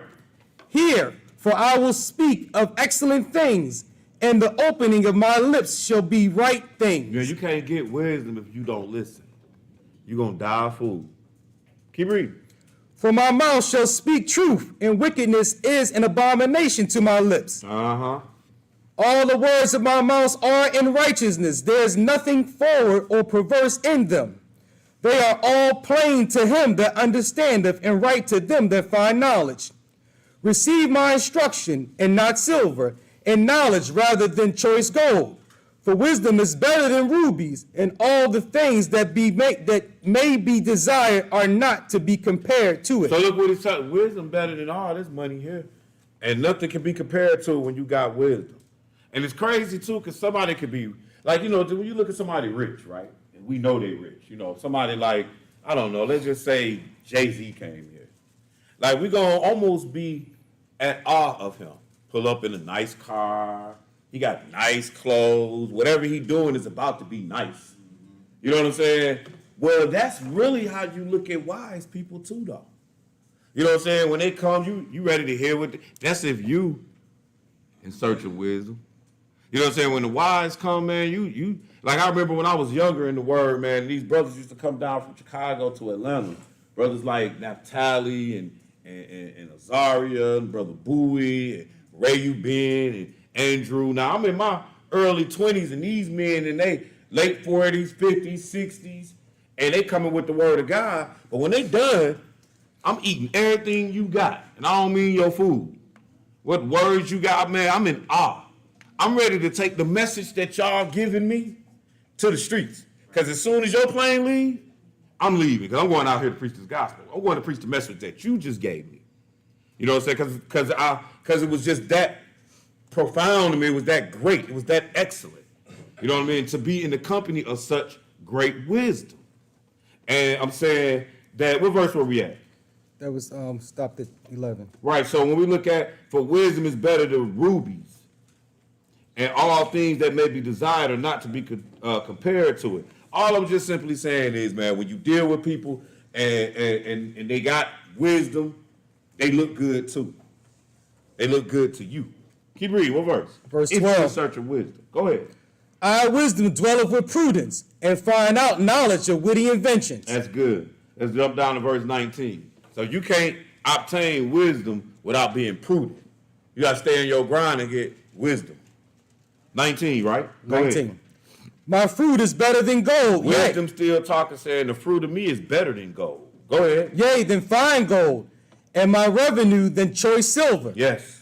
I lead in the way of righteousness. So wisdom is saying when you following me, you operating with me, then the path that we own is righteousness.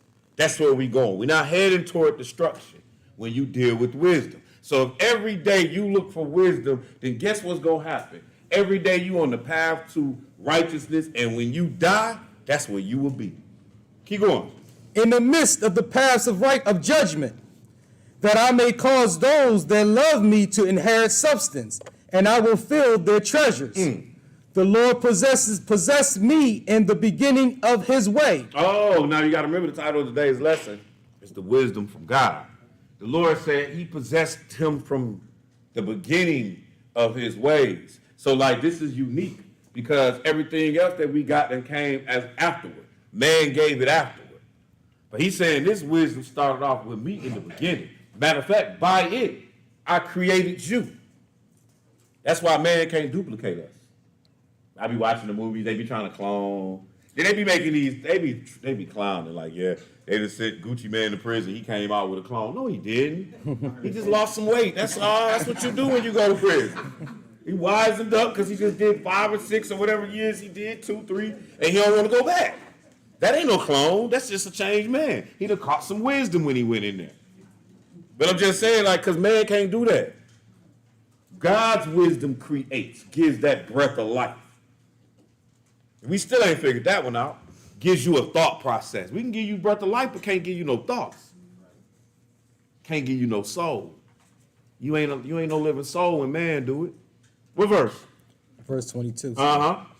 The Lord possessed me in the beginning of his way, before his works of old. Right. I was set up from everlasting, from the beginning, or ever the earth was. Yeah. When there were 2 depths, I was brought forth, and there were no fountains, abounding with water. Before the mountains were settled, before the hills was I brought forth. While as yet he had not made the earth, nor the fields, nor the highest part of the dust of the world. Yes. When he prepared the heavens, I was there. Right. When he set a compass upon the face of the depths, when he established the clouds above, when he strengthened the fountains of the deep. That's good. So wisdom was like, wisdom personified, like, man, I've been here. I'm the one that God used to create heaven and earth. So this ain't no wisdom you're gonna be able to find in school. That's what we learned already. Let's move down to chapter 9. Still talking about wisdom. You're gonna see a lot of people be trying to say that Proverbs chapter 8 was talking about Jesus. Like, nah, he was just personifying wisdom. We find out later Jesus was the one that was doing all the creating anyway. Proverbs chapter 9, wisdom. Go ahead. Verse 1. Yes, sir. Wisdom hath built her house. She hath hewn out her 7 pillars. She hath killed her beasts. She hath mingled her wine. She hath also furnished her table. She hath sent forth her maidens. She crieth upon the highest places of the city. This her cry. Go ahead. Whosoever is simple, let him turn in hither. Right. Wisdom saying, look, if you ain't that smart, come to me. Wisdom wants to be yours. Go ahead. As for him that wanteth understanding, she saith to him, come, eat of my bread and drink of my wine which I have mingled. And wisdom and understanding go hand in hand. Because if you don't understand, you ain't going to operate in wisdom. They go hand in hand. You're going to operate as a fool. You obtain the knowledge but don't understand it, does you no good. Again, if you obtain the knowledge but don't understand it, then you're going to act like a fool. What verse? Verse 6. Uh-huh. Forsake the foolish and live, and go in the way of understanding. So he's saying the way you go in the way of understanding is you got to forsake the foolish. Not only your foolishness, but the foolishness of the world. Meaning, like when I came in the word, I had to just like forsake the foolish, even in people. They company wasn't no good. That's right. You know what I mean? Like I was in the company of people that was really, man, I remember one day, man, statute of limitations is gone, y'all. So I remember one day I'm at the house, and then I get a knock on the door. It's my homeboys. These folks done robbed the gas station. Got me trying to help them figure out how to get away with it. I'm like, don't cash the checks. You know what I'm saying? That's what I'm saying. Don't cash the checks. We just want the cash. I'm just saying. That was I had to drop them type of people. Right. By the way, one of the people that came over, he the police now. Ain't that funny? I'm in the same city. I'm just saying. I just thought that was ironic when that happened. You know what I mean? But I'm just saying, I had to cut those ties of people because that's what we were in search of. Foolishness.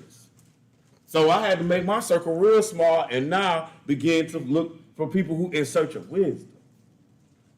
What verse was that? We You don't know where we at. Well, Don't worry, we'll find it. What was that? 7 maybe? No. Proverbs 9 is where it was though. No, it's 6. It's 6. All right. Yeah. Forsake the foolish. Yeah. Okay. Forsake the foolish and live. Yeah. So again, that's not just eternal your foolishness. It's just period. If it's foolish, you need to forsake it and go in the way of understanding. So it ain't just forsaking it. It's lead that direction and start going toward the way of understanding. All right. Now, verse 9 through 12. Go ahead. Give instruction to a wise man. What do you do? And he will be yet wiser. Yeah. Teach a just man, and he will increase in learning. Yes. The fear of the Lord is the beginning of wisdom. Now, how many times we got to see that to understand that? That if you go the fear of the Lord is the keeping of the commandments. That's right. That's the beginning steps. We've seen this over and over again. So it's not just keep the commandments. I will say this again. The scribes and the Pharisees kept the commandments too. Keep reading. And the knowledge of the holy is understanding. For by me thy days shall be multiplied, and the years of thy life shall be increased. Yes. If thou be wise, thou shalt be wise for thyself. Yes. But if thou scornest, thou alone shalt bear it. Ugh, that's scary. Job chapter 12.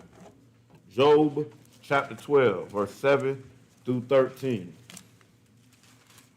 Job chapter 12, verse 7 through 13. Let's learn some more about wisdom today, y'all. That's our search for the day. You know what I mean? That's what we grinding for, because ultimately, if we ain't got it, we don't get salvation. So quite often, I try to come behind the feast, like we had the feast. I try to come behind the feast with the rest.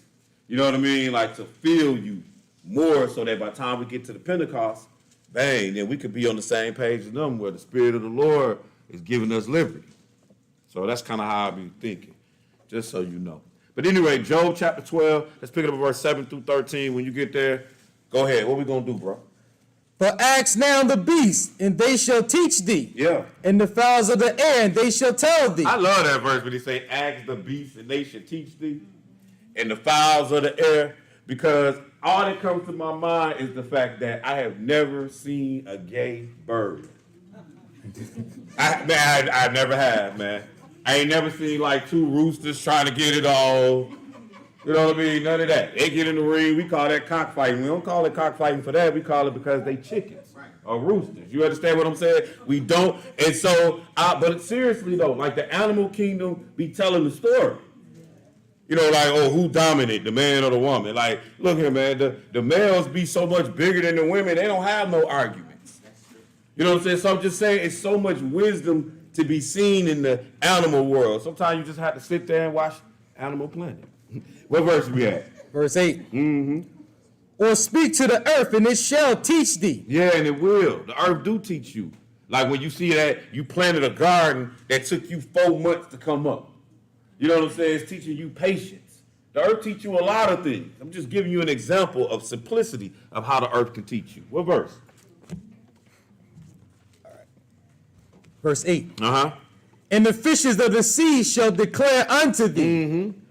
Who knoweth not in all these that the hand of the Lord have wrought this? Right.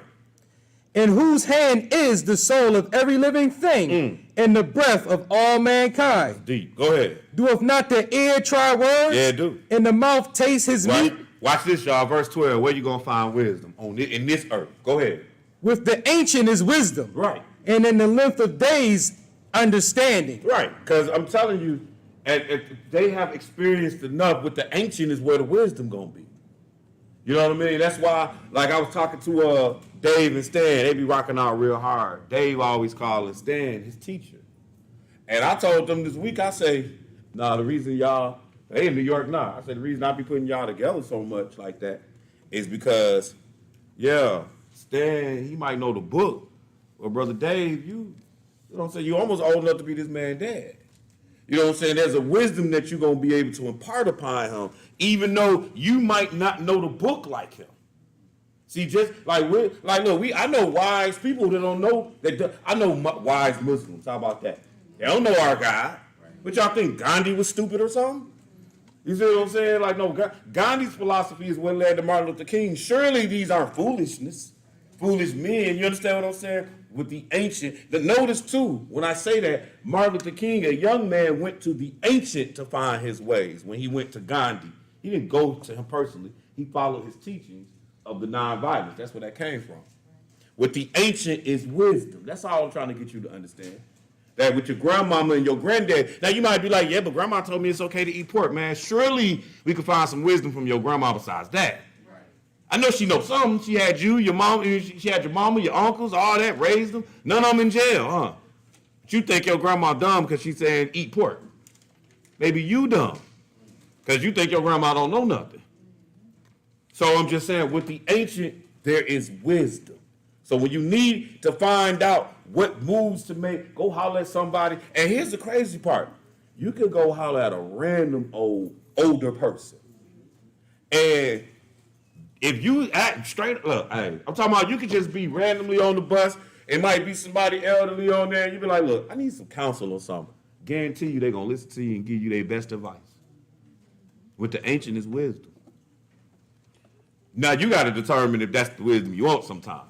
You know what I'm saying? Because some old folks, I can say my granddaddy brother, he talking about some Jesus gave them folks sardines. I don't know what you talking about, bro. You know what I'm saying? And there's a lot of stuff that he said, Jibba Jim. I'm just like, Uncle Herman, bro. Some of the stuff you say sound real dumb. You know what I mean? But I'm sure he definitely, trust me, he had his wisdom. I'm not gonna disrespect that like that. Just when it came to God, So anyway, verse 12. Finish reading that. We did. So, read it again. Verse 12. Yes, sir. With the ancient is wisdom, and in length of days understanding. Uh-huh. With him is wisdom and strength. He have counsel and understanding. Right, so especially young married couples, young men, period. Now you need to go find an old school cats that's getting it done still and give you some wisdom. It's period. All right? Just like on the basketball court. Young boy come out there, he jumping out the building, but the old man winning all the championships. You know what I'm saying? Because he ain't jumping. He like, man, I done got wise now. I ain't got to jump like you, bro. That didn't work for me when I was jumping back then. I was losing. Now I know how to, work smart, not hard. That's what the ancient gonna tell you. All right? Let's go to 1 Corinthians chapter 1. 1 Corinthians chapter 1. Y'all doing all right?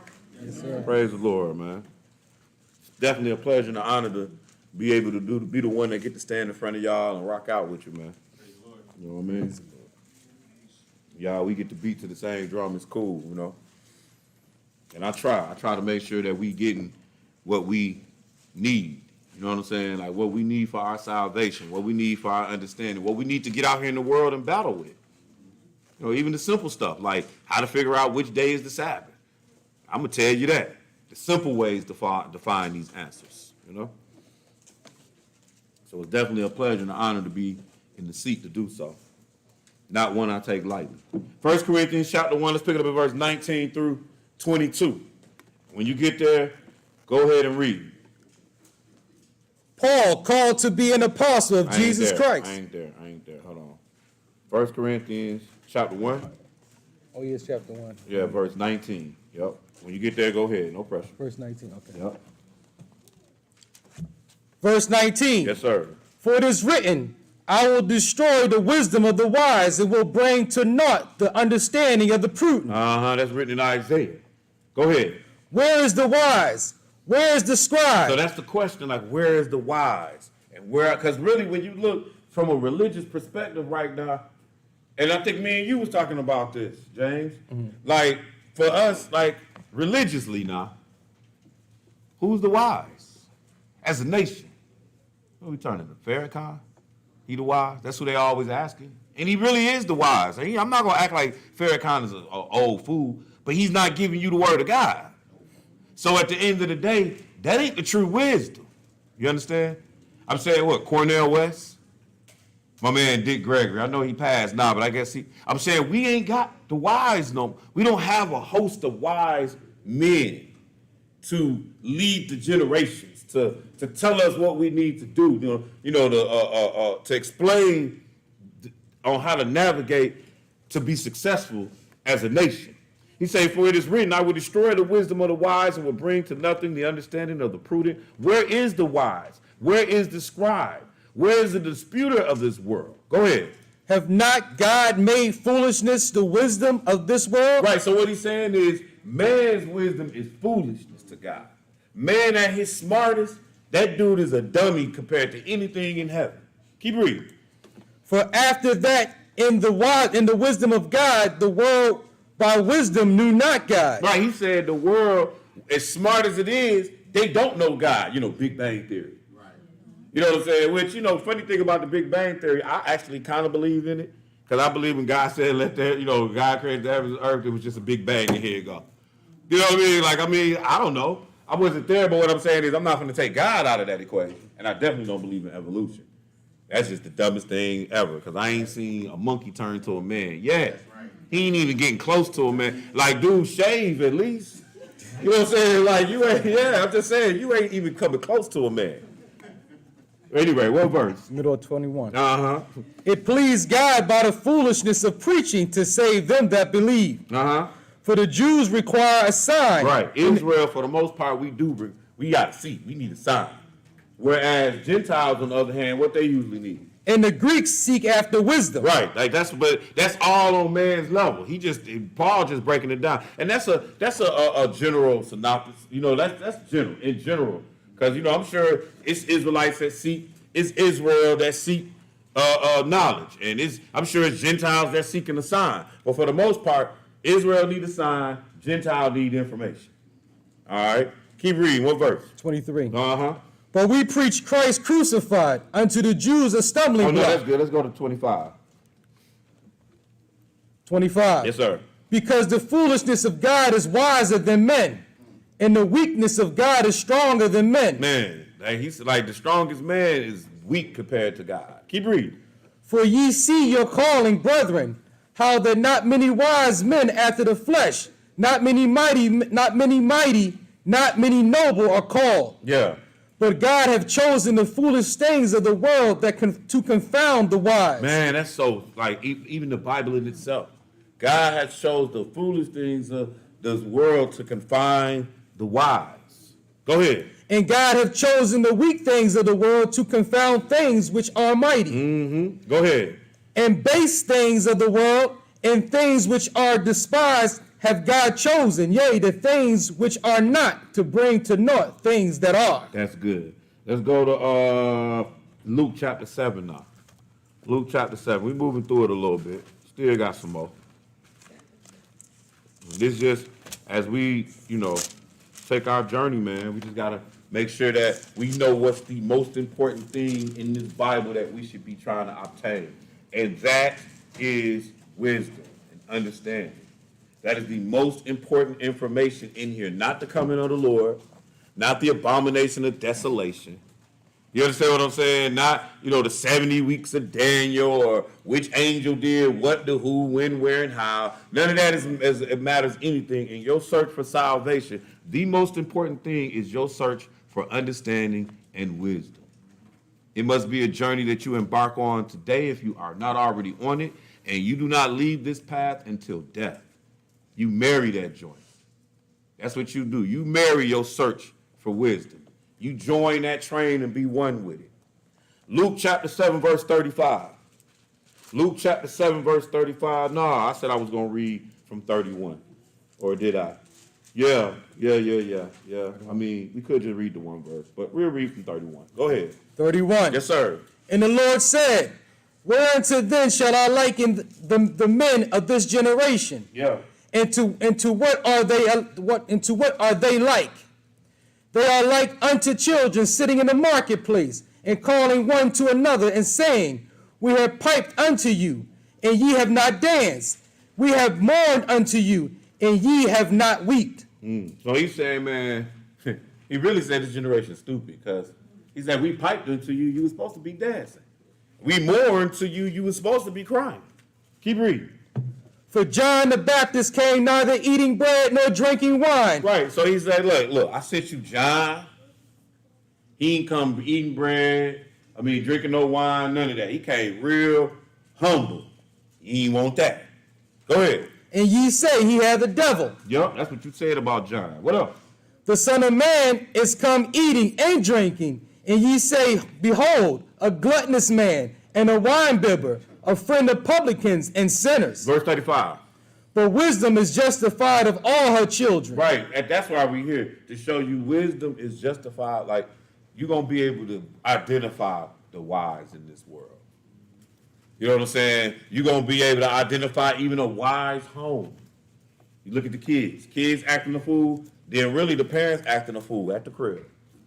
You know what I mean? Like, because the children are the fruit or the product of that house. They not doing what the Bible says we're supposed to teach the children. So then if you ain't teaching the children, then it's going to make me wonder, what's in you? How smart are you? Because your children acting a fool. Wisdom is justified, shown true of her children. So we going to be able to know if you wise or not by your fruits. All right, let's keep it moving. John chapter 7, 14 through 24. John 7, 14 through 24. John 7, 14 through 24. And when you get there, go ahead and John chapter 7, 14 through 24. Go ahead and read.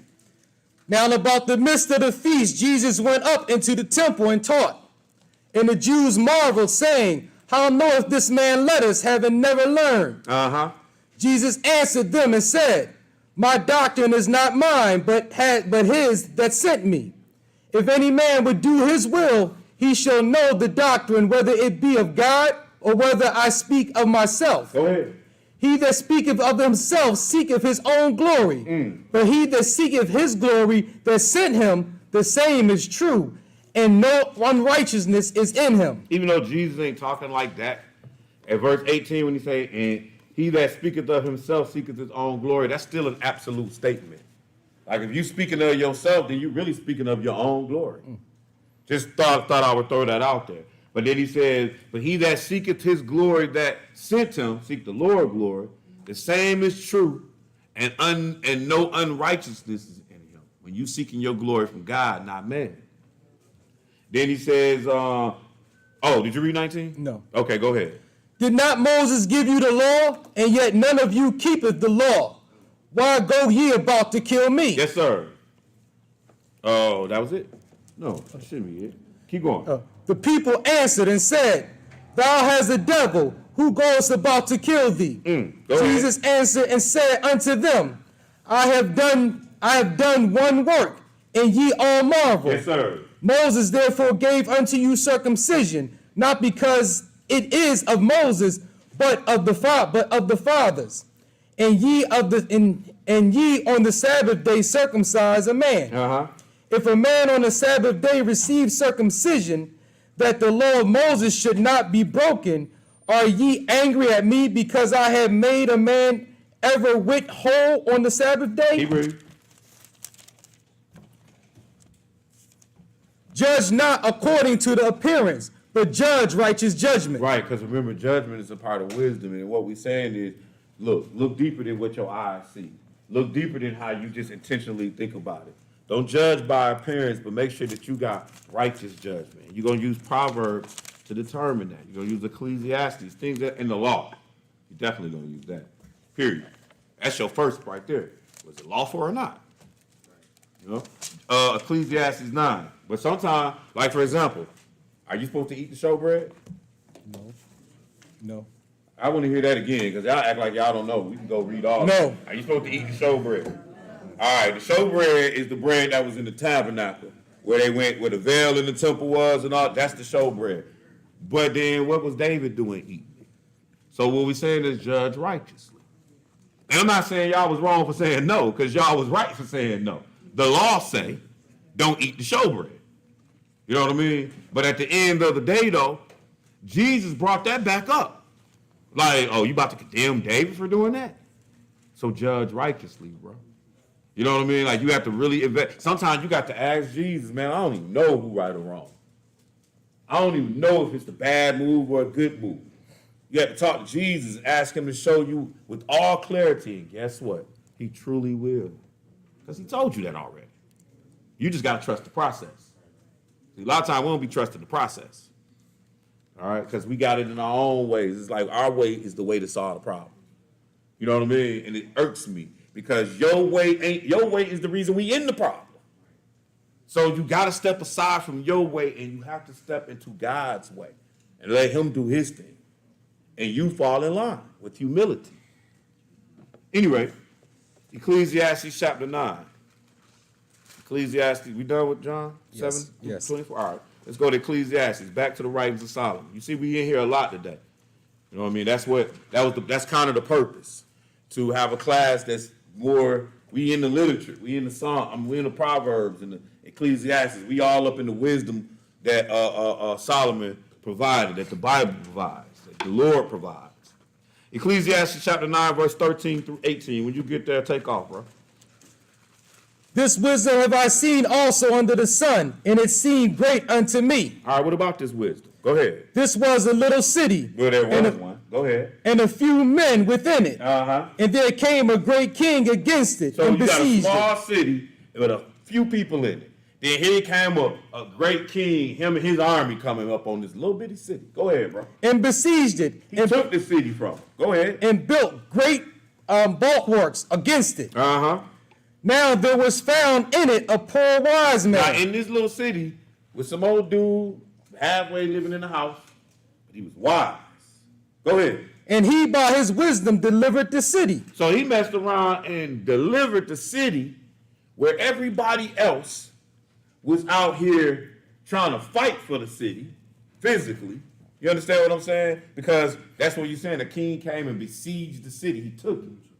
You know what I'm saying? Now you got this other little dude who lives in the city, and he like, don't nobody even want to talk to him because he like a poor old man. Nobody studying him.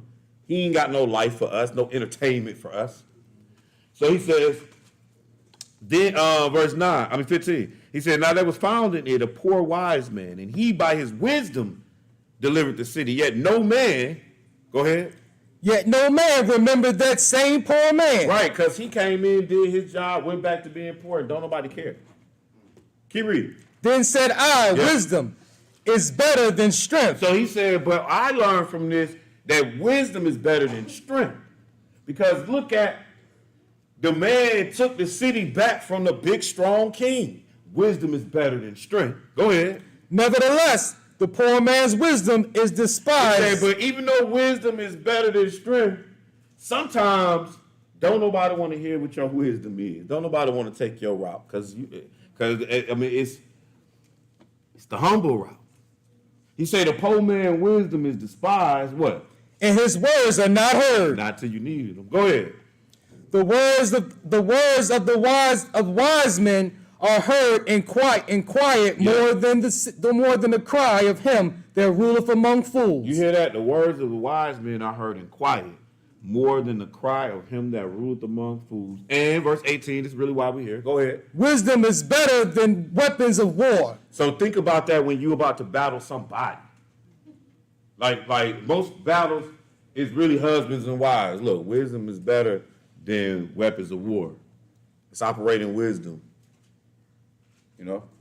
That's how we're going to win this, by operating wisdom. Say wisdom is better than weapons of war, but go ahead. But one sinner destroyeth much good. Right, but one sinner can come in and just mess up everything. No matter how much wisdom, one sinner can come in here and mess up the whole game. Let's keep it moving. Ecclesiastes chapter 7 now. Ecclesiastes chapter 7. And we're going to do a whole chapter on this one. That's why I say today is the day we're just going to dig into the wisdoms of Solomon. Ecclesiastes chapter 7. This really probably is, including James, my favorite area of the book. Job. Not so much Psalms, just because Psalms cover everything, but it's so big, it's not just my favorite book per se. Proverbs, Ecclesiastes, James, and John. John just came random because John is so cold to me. It's like, yo, John started his book off in the beginning. You know what I mean? Like, that's where he's telling his story from. In the beginning was the Word, and the Word was God, and the Word was with God. Then he begins to tell the story of Jesus from the perspective of God, unlike Matthew, Mark, and Luke. I just find it, that's my favorite. But anyway, Ecclesiastes chapter 7. Let's take off, bro. Go ahead. A good name is better than precious ointment. It is. And the day of death than the day of one's birth. Ain't that something? The day, we don't act like that. That's the wisdom of the world that have you thinking today was such a horrible day when such and such died. You know what I mean? Like, no, the reality is the day of one's death, because once you dead, you rested in peace, like they said. But when you born, man that is born of a woman is a few days of many sorrows. Think of that. When you die, that means you did all that. So even though it don't sound right, it don't sound logical, but that's what we trying to say, that the foolishness of God is wiser than man. Man at his wisest state don't touch the understanding wisdom of God. So once you begin to operate and think like God, man, everything just play different. You understand better. I show up to funerals, I could care less who in the casket. I'm there for everybody else. Like, they had to pay your respects. Dude, I pay my respects to this man dead. You know what I'm saying? If he was my best friend, he ain't my best friend no more. He's just dead. So I can't pay my respect to him. Now, the people that's there, I can show my support. I can comfort those that mourn. I can do that part. But I'm just saying, that's the wisdom of the world trying to tell you, you know what I mean? Like, oh, you dishonored him. Like, I ain't dishonored him. Dude is dead. He don't care if I ain't at his funeral. He don't even know. Right. Ecclesiastes chapter 7, verse 1, a good name better than precious ointment, and the day of death than the day of one's birth. Verse 2, go ahead. It is better to go to the house of mourning than to go to the house of feasting. For that is the end of all men, and the living will lay it to his heart. Yes. Sorrow is better than laughter, for by the sadness of countenance the heart is made better. Go ahead. The heart of the wise is in the house of mourning, but the heart of fools is in the house of mirth. So you know the house of mirth, that's the club, that's the party. But I'm saying that don't mean we can't have a party and all that. All it's just saying is at the end of the day, that's what they looking forward to. You know what I'm saying? And we, as the wise, like we understand that we in the house of the mourning, Like, yo, do that. Something done happened, but that's the time for us to shine. Anyway, verse 5. It is better to hear the rebuke of the wise than for a man to hear the song of fools. For as the crackling of thorns under a pot, so is the laughter of the fool. This also is vanity. Keep going. Surely oppression maketh a wise man mad. Man, that's one of my favorites. Oppression make a wise man mad. Cause like he can't, if you oppress him, he can't operate in the realm that he didn't open up to himself, the wisdom. See, when you get a level of wisdom, you got a level of liberty now. You free. But I can't operate in that if you oppress me. What else? And a gift destroyeth the heart. Uh-huh. Better is the end of a thing than the beginning thereof. And that's wisdom right there. Because, the world will try to tell you, like I hear it a lot. Yeah, it used to be better back in the day, blah, blah. You know what I'm saying? I even say it sometimes, depending on the set of circumstances. But he's telling you, better is the end of a thing thereof. But more importantly, and the patient in spirit is better than the proud in spirit. Those are contrary one to the other. You patient or you proud. Those are the two spirits you have. But remember, we looked at patience, which is what you're going to get as going through experience. This is all what produces wisdom. Whereas when you proud, you're going to miss it. What verse? Verse 9. Uh-huh. Be not hasty in thy spirit to be angry. Why? For anger resteth in the bosom of fools. When they say anger rests in the bosom of fools, that means that it rests as in resides, as in hold its place there. So you have to learn how to overcome your anger, y'all. Think about if God mad at you right now. That's how you look at it. Is God mad at me? All right, I need to let this anger go, man. I need to let this go. Because I don't want to be no fool. Because once anger rests in you, now the moves that you're making are all based off of anger, emotion. Not based off righteousness, brothers and sisters. You got to that's why the book say don't let the sun go down on your wrath. Because you're going to give the devil the time to play with your mind. That's why. What verse? Verse 10. Uh-huh. Say not thou, what is the cause that former days were better than these? For thou doest not inquire wisely concerning this. Keep reading. Wisdom is good with an inheritance, and by it there is profit to them that see the sun. So wisdom is good with an inheritance, and by it, it's going to be profit to them when you keep living. Keep going. For wisdom is a defense, and now, money. I want you to know that wisdom is a defense. It will get you out of trouble if you got wisdom. Prevent you from even getting in trouble if you got wisdom. So wisdom is a defense. Go ahead. And money is a defense. Money too. Money too. I used to say this in my lessons. Now I can't say it no more, but I'm going to tell y'all what I used to say. Money is a defense. Look at R. Kelly. Because, before he went to prison, he had been fighting this for almost 20 years, and he was just getting away. When I say getting away, I'm saying he was being able to walk away. So I used to say, wisdom is a defense and money is a defense. And R. Kelly would be my example. I got to find somebody else now because his money done ran out. Maybe that's the whole point. Your money ain't there no more. You ain't got no more defense. And he sure wasn't operating in no wisdom, getting on that doggone TV show, saying anything, guilty or innocent. I'm not in the courtroom. I don't know what the boy done did. You know what I'm saying? I don't play that he say, she say. I don't know nothing about all that. You know what I'm saying? Going back 15, 20 years, trying to talk about he did this, that, and that. Man, look here, man, stop playing with me. I don't know nothing y'all got going on in y'all world. I know one thing, your money ran out, now you can't defend yourself. So money is a defense, wisdom is a defense, right? Go ahead. But the excellency of knowledge is that wisdom giveth life to them that have it. But the greatest difference in all that, wisdom gives you life. Money don't give you life. You can't buy wisdom, you can't buy salvation. This ain't the Catholic Church, y'all, this the Bible. The Catholic Church, when you die, you can go in there and break bread with the priest, for the sins of your mama and your dad.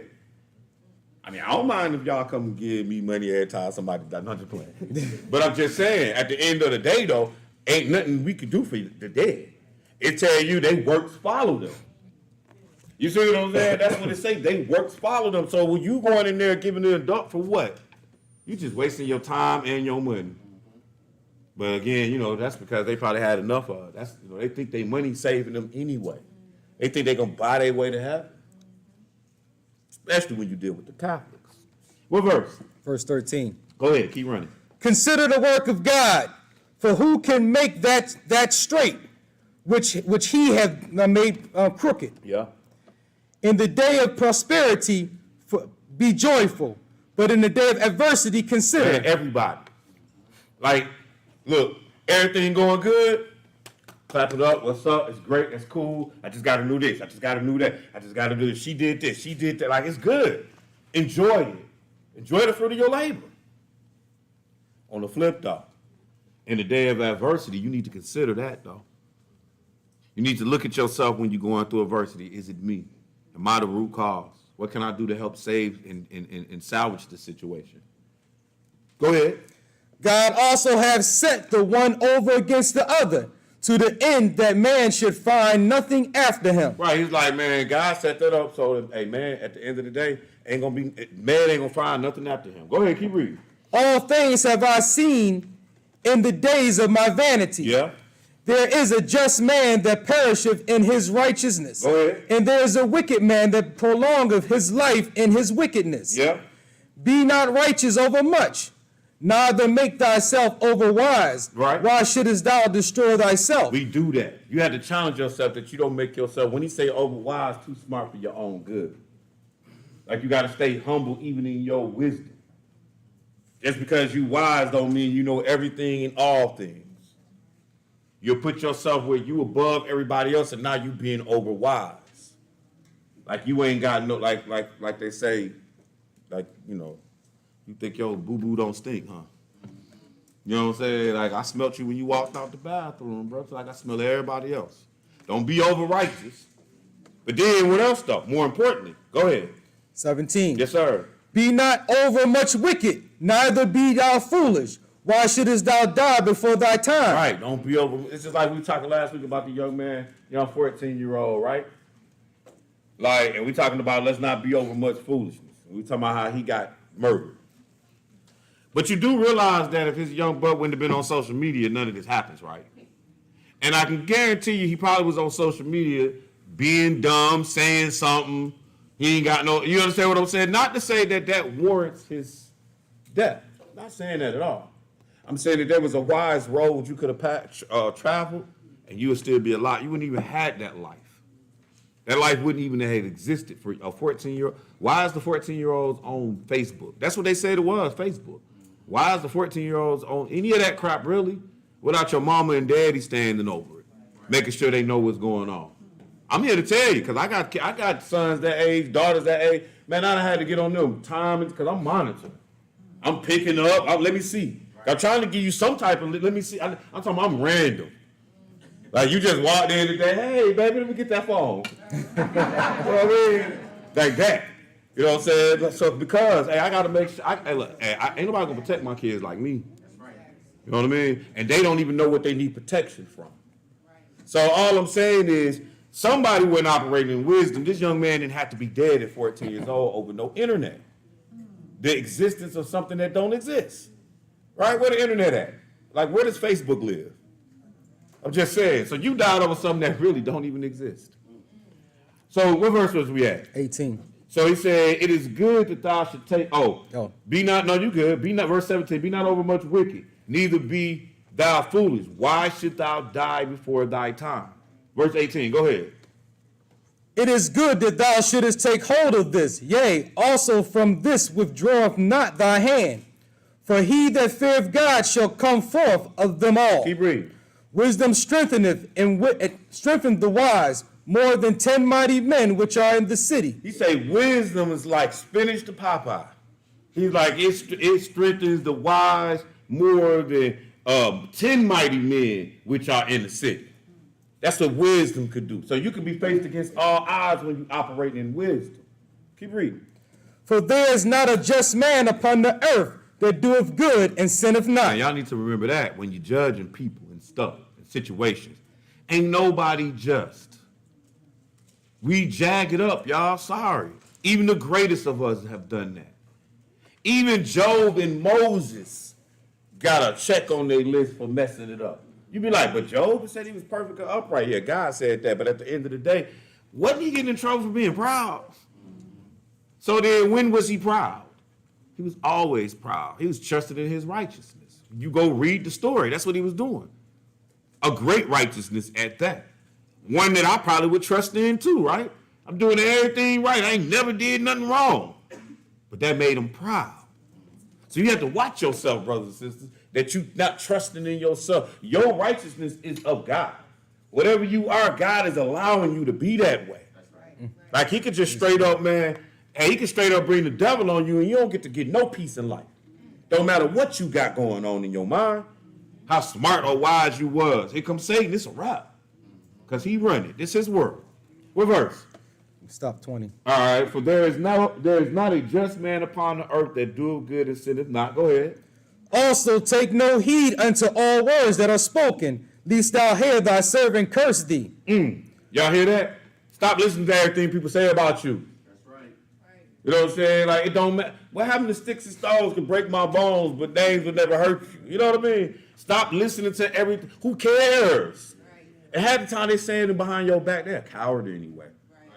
You know what I mean? They get to talking to you, they going to back up out that statement anyway. You ain't got to be the one to make them. You know what I'm saying?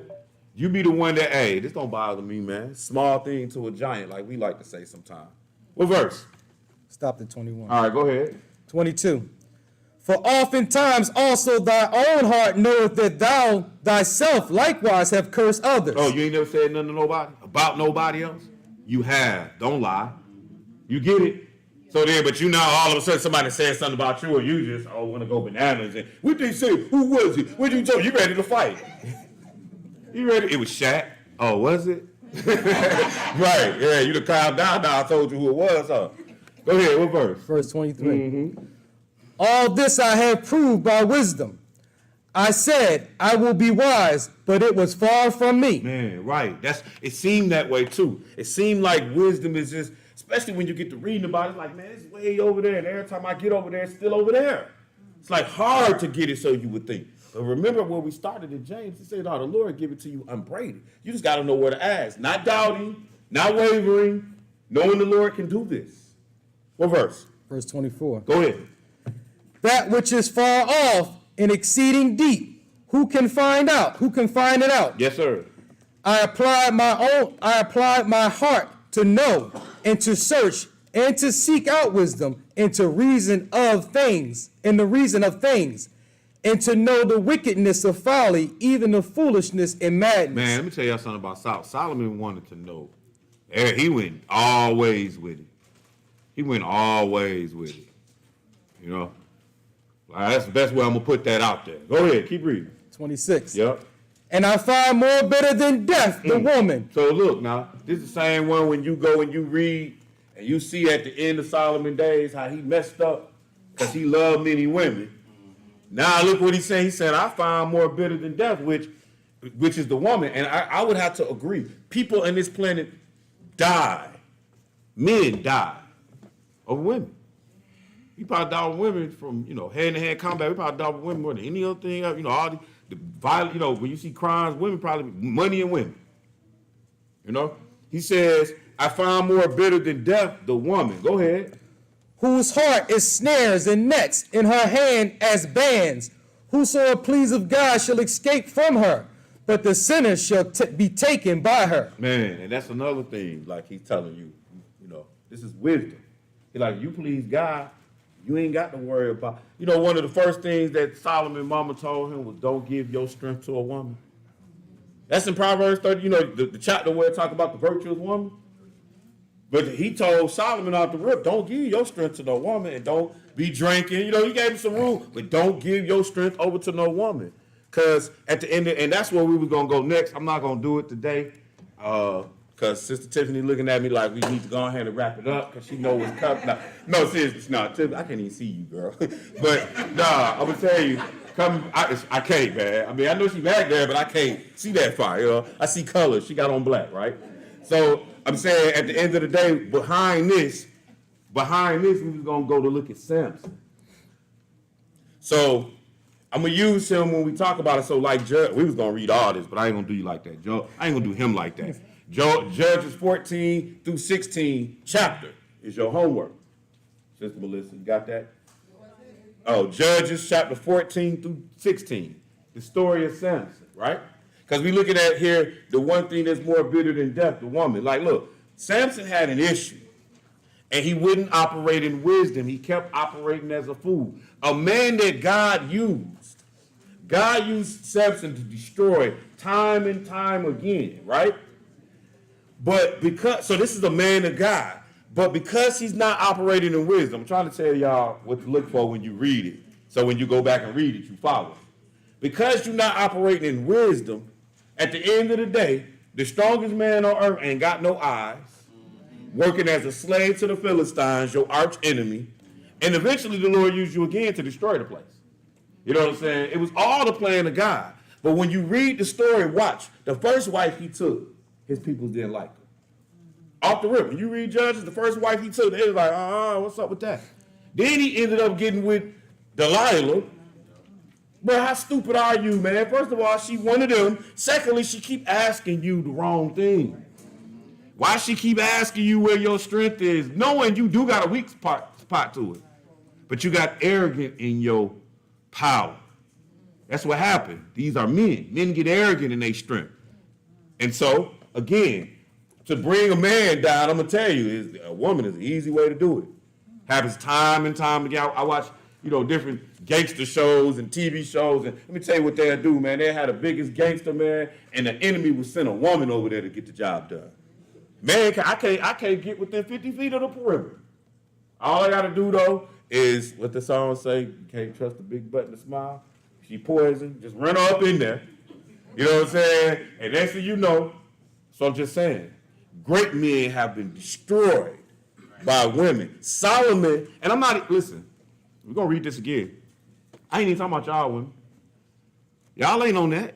I hope you ain't, because you at the wrong place if you up setting up men. And I had a home girl. Matter of fact, first girl I ever kissed. That's what she was. We grew up together, real cool. I know her parents, all that. Shoot. When she got about 20, 21 years old, she was the girl that would take you to the hotel room and rob you. You notice how I'm speaking about her was? Because they murdered her on 7 Mile right in front of the high school. Dude seen her in the car. You know what I'm saying? So his car is behind her car. She gets out to run. She can't drive. She gets out to run. He shoots her down in the back. Yeah. You know what I'm saying? Like, I'm just trying to. Now, he in trouble too. I know the story, so he in trouble too. But what I'm getting at is, y'all ain't them women. You know what I'm saying? Like, these ain't the kind of women that we talking about when we say, you could put yourself as that kind of woman in some scenario. But that's not what we're talking about when we're reading this, when it says, I find more bitter than death the woman whose heart is traps and nets. That's what snares mean. See, these women in here serving God. And her hands are bands, meaning once they got you, you can't go nowhere. Whoso pleases God shall escape, though. But the sinner, he going to be taken by her. Keep reading, 27. Behold, this I have found, saith the preacher, counting one by one to find out the account. Yep. Which yet my soul seeketh, but I find not. One man among 1,000 have I found, but a woman among all those have I not found. Lo, this only have I found, that God hath made man upright, but they have sought out many inventions. He's like, man, I made I made man one way, but man, they set out all kinds of inventions. Man crazy. Man foolish is what we are. God didn't make us that way, though. He made us with the potential of wisdom. And that's how he ended that. So again, make sure Judges comes behind that. Chapter 14. And the read, I had told Tim, I was like, man, we're going to read all of this, but shoot, I done added so much stuff to this lesson today. I'm like, man, we be all right. We're just going to smooth roll through. And y'all need to go home and reanalyze that Samson situation. Look at it again. So anyway, Proverbs chapter 11. Proverb 11. And we're going to read 7 through 14. Proverbs chapter 11, verse 7 through 14. And when you get there, my brother, take your time and read it. When the wicked man dieth, his expectation shall perish. And the hope. Hold on. I might be lost.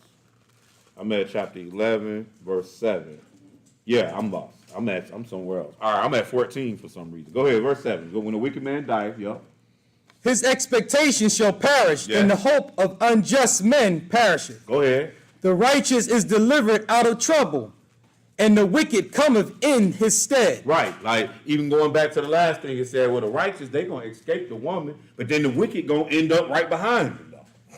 You know what I'm saying? She going to get somebody. Go ahead, keep reading. And hypocrite with his mouth destroyeth his neighbor, Uh-huh. but through knowledge shall the just be delivered. Go ahead. When it goes well with the righteous, Remember I was telling y'all that Proverbs is quite oftentimes written like wisdom, foolishness, wisdom, or foolishness, wisdom. Okay? Go ahead, what verse? verse 10. Uh-huh.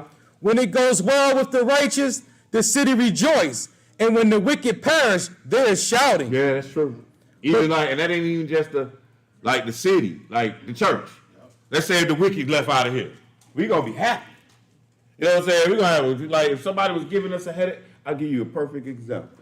In our New York class, we had some people that was there weekly that was giving us headaches, honestly. They was keeping up mess. Man, they go in New York, ain't never been happier. The people was happy. Man, I still remember the day Brother Jude was like, why does he have to be here? Just put him out. Because it was just frustrating, bro. I'm talking about Jude don't even, this is like, you know, after class, it was just getting so, it was doing Bible study, he just got so mad. You know what I'm saying? Because it's like you just keep bringing this contention over here. You keep bringing all this heresy to us. So I'm saying it ain't even just as the script. What verse was that again? 10. It's like when it goes well with the righteous, the city rejoices, and when the wicked perish, there is shouting. That's in all situations. You've been in class, y'all done got rid of the class clown or whatever. Now we can learn now. We couldn't do nothing while you was in here. All right, but go ahead, keep. I'm just trying to show you, like, this stuff apply everywhere, any way, how you can apply it. It's wisdom. That's what's in this book. Go ahead. Verse 11. Yes, sir. By the blessing of the upright, the city is exalted. Yes. But it is overthrown by the mouth of the wicked. That's deep. Go ahead. He that is void of wisdom despiseth his neighbor, but a man of understanding holdeth his peace. A talebearer revealeth secrets, but he that is of faithful spirit concealeth the matter. All right, now. So y'all should be, we in here are faithful spirits. So we conceal the matter, correct? Yes. Correct? Yes. All right. We're not talebearers in here, right? Yes, sir. All right. You understand what I'm saying? Like, in order for that to be you, you got to claim it. If you can't claim it, it definitely ain't you. Go ahead, keep reading. 14. Yep. Where no counsel is, the people fall. So there's no wisdom there. Wisdom is brought with counsel. You know what I'm saying? Our counsel brings wisdom to the scene. Because that counsel going to have experience. You can't have no wisdom without experience. Go ahead. But in the multitude of counselors, there is safety. Man, but in the multitude of counselors, you're going to be safe. Because it's going to be everybody around telling you to. It's just like when you come up in here. You come up in here and you got to make decisions during the week. You should be making the right one because you're in a multitude of counsel. You know what I'm saying? These people here should be able to lead you on the right path. Unless you just not listen. Okay? What verse? That's it. That was it? All right, good. Let's go to James chapter 3 now. James chapter 3. James chapter 3. And we're going to look at 13 through 18. James chapter 3, verse 13 through 18. James 3, 13 through 18. When you get there, go ahead and read. Who is a wise man and endowed with knowledge among you? So if you wise and got knowledge, how we gonna know it? Go ahead. Let him show out of a good conversation his works with meekness and of wisdom. Man, y'all see all that? He gonna show out a good conversation with meekness and wisdom. Go ahead. But if ye have bitter envying and strife in your hearts, glory not, and lie not against the truth. Yes. This wisdom descendeth not from above, but is earthly, sensual, devilish. All right, so I want y'all to get this. If you got bitter envy, strife in your heart, then that wisdom that you have, that you possess at that time, that stuff is devilish, earthly. It's not from God. If that's what's in your mind, you bitter, you got strife, you got to get that out of you. malice, stuff like that. You got to get that stuff out of you, because when you operate in that ain't God's wisdom. All right, where we at? We done with James? Did we read all that, James? Oh, no, we're going down to 18. Okay, keep reading. Yeah. Oh yeah. Read 15 again. This wisdom descendeth not from above, but is earthly, sensual, devilish. For where envying and strife is, there is confusion in every evil work. Go ahead. But the wisdom that is from above is first pure, then peaceable, gentle, and easy to be entreated, full of mercy and good fruits, without partiality and without hypocrisy. Go ahead. And the fruit of righteousness is sown in peace of them that make peace. Yes, sir. Let's go to Proverbs chapter 4 now. Proverbs chapter 4. A couple more after this.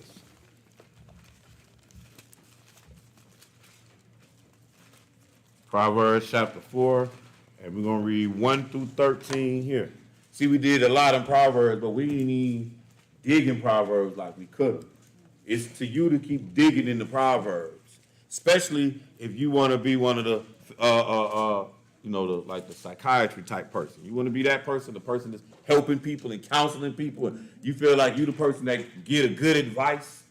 You know what I mean? Then you should definitely be a master of Proverbs. Matter of fact, you ain't got no business counseling people if you can't get into them Proverbs. Because it's giving you way too much information that you're going to need to give good counseling. And if you don't have that information, then you're giving out bad counsel. So if you talking to people and you helping them with their life, then you need to fall back unless you got this Proverbs up in the head pretty strong. All right? That's just something. Otherwise, hey, man, you could be messing somebody's life up with your opinion. It's contrary to what God say, because you thought it worked. But God's way is the way. You got to trust the process. God is the way that works, not your way, not my way. Proverbs chapter 4, 1 through 13. Let's listen up, y'all. Go ahead. Hear ye children the instruction of a father, and attend to no understanding. For I give you good doctrine, forsake ye not my law.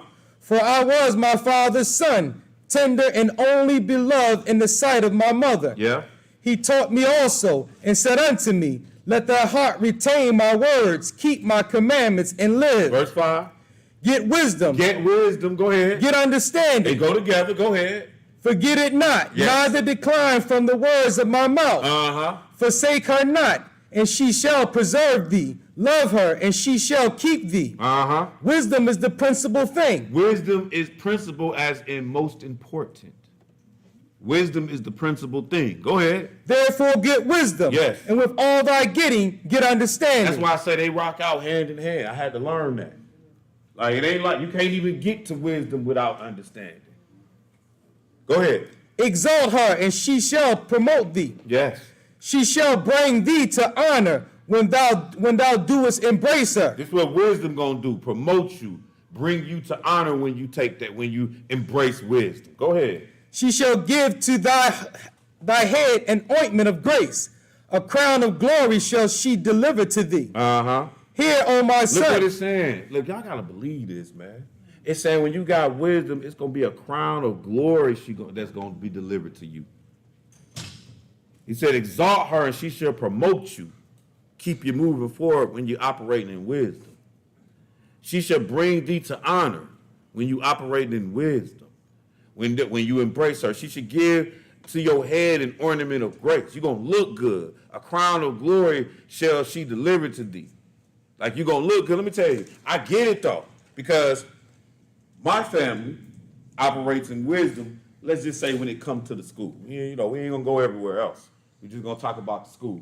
And every time I come up to the school, all they talk about is how great my family is, or how good they are, or whatever, And I be looking like they better be. You know what I'm saying? Like, to me, that's the expectation. It's not that big of a deal. But what I'm saying is it's only because we as a unit understand we got to operate in wisdom around here. Fight go on. You don't go watch the fight. See, when I was coming up, we go watch the fight. I'm like, no. You don't go watch the fight. You go find you somewhere else to be. This has been inbred. Like, you talk to my son now, you be like, man, I ain't got time for that foolishness. But that's what we used to do, though. You know what I'm saying? So I'm saying I had to try to raise them in a level of wisdom that I understand from the Bible, and it's showing itself. Like I say, it may be just at the school. It don't really, because I can bear witness to that. Like they always saying that. You know what I'm saying? And it's really the way we did it. And that's all I'm trying to say is that when you operate in wisdom, you gonna look good. You on the job, you operating in wisdom. They start thinking about, well, who we want to promote for this position. But you, the person, ain't never gave no problem. Like, look at Daniel in the book of Daniel. Like, he was just moving up the ranks. Why? Because he was operating in wisdom. Like the Bible says, when a man's ways please God, even his enemies are at peace with him. Because you operating in wisdom. You trust in the process. So anyway, when you operate in wisdom, it say, exalt her, verse 8, and she shall promote thee. She shall bring thee to honor when thou doest embrace her. She shall give to thine hand an ornament of grace. A crown of glory shall she deliver to thee. Verse 10. Hear, O my son, and receive my sayings, and the years of thy life shall be many. He said, if you listen to wisdom, you get to live long. Go ahead. I have taught thee in the way of wisdom. I have led thee in the right path. When thou goest, thy steps shall not be straitened, and when thou runnest, thou shalt not stumble. Go ahead. Take fast hold of instruction. Let her not go. Keep her, for she is thy life. And y'all see, your life is wisdom. Take instruction is your life. You got to take it. If you don't, then you dooming, you damning yourself. You have to take instruction or you're damning yourself. It is your life. 1 Corinthians chapter 3. 1 Corinthians chapter 3.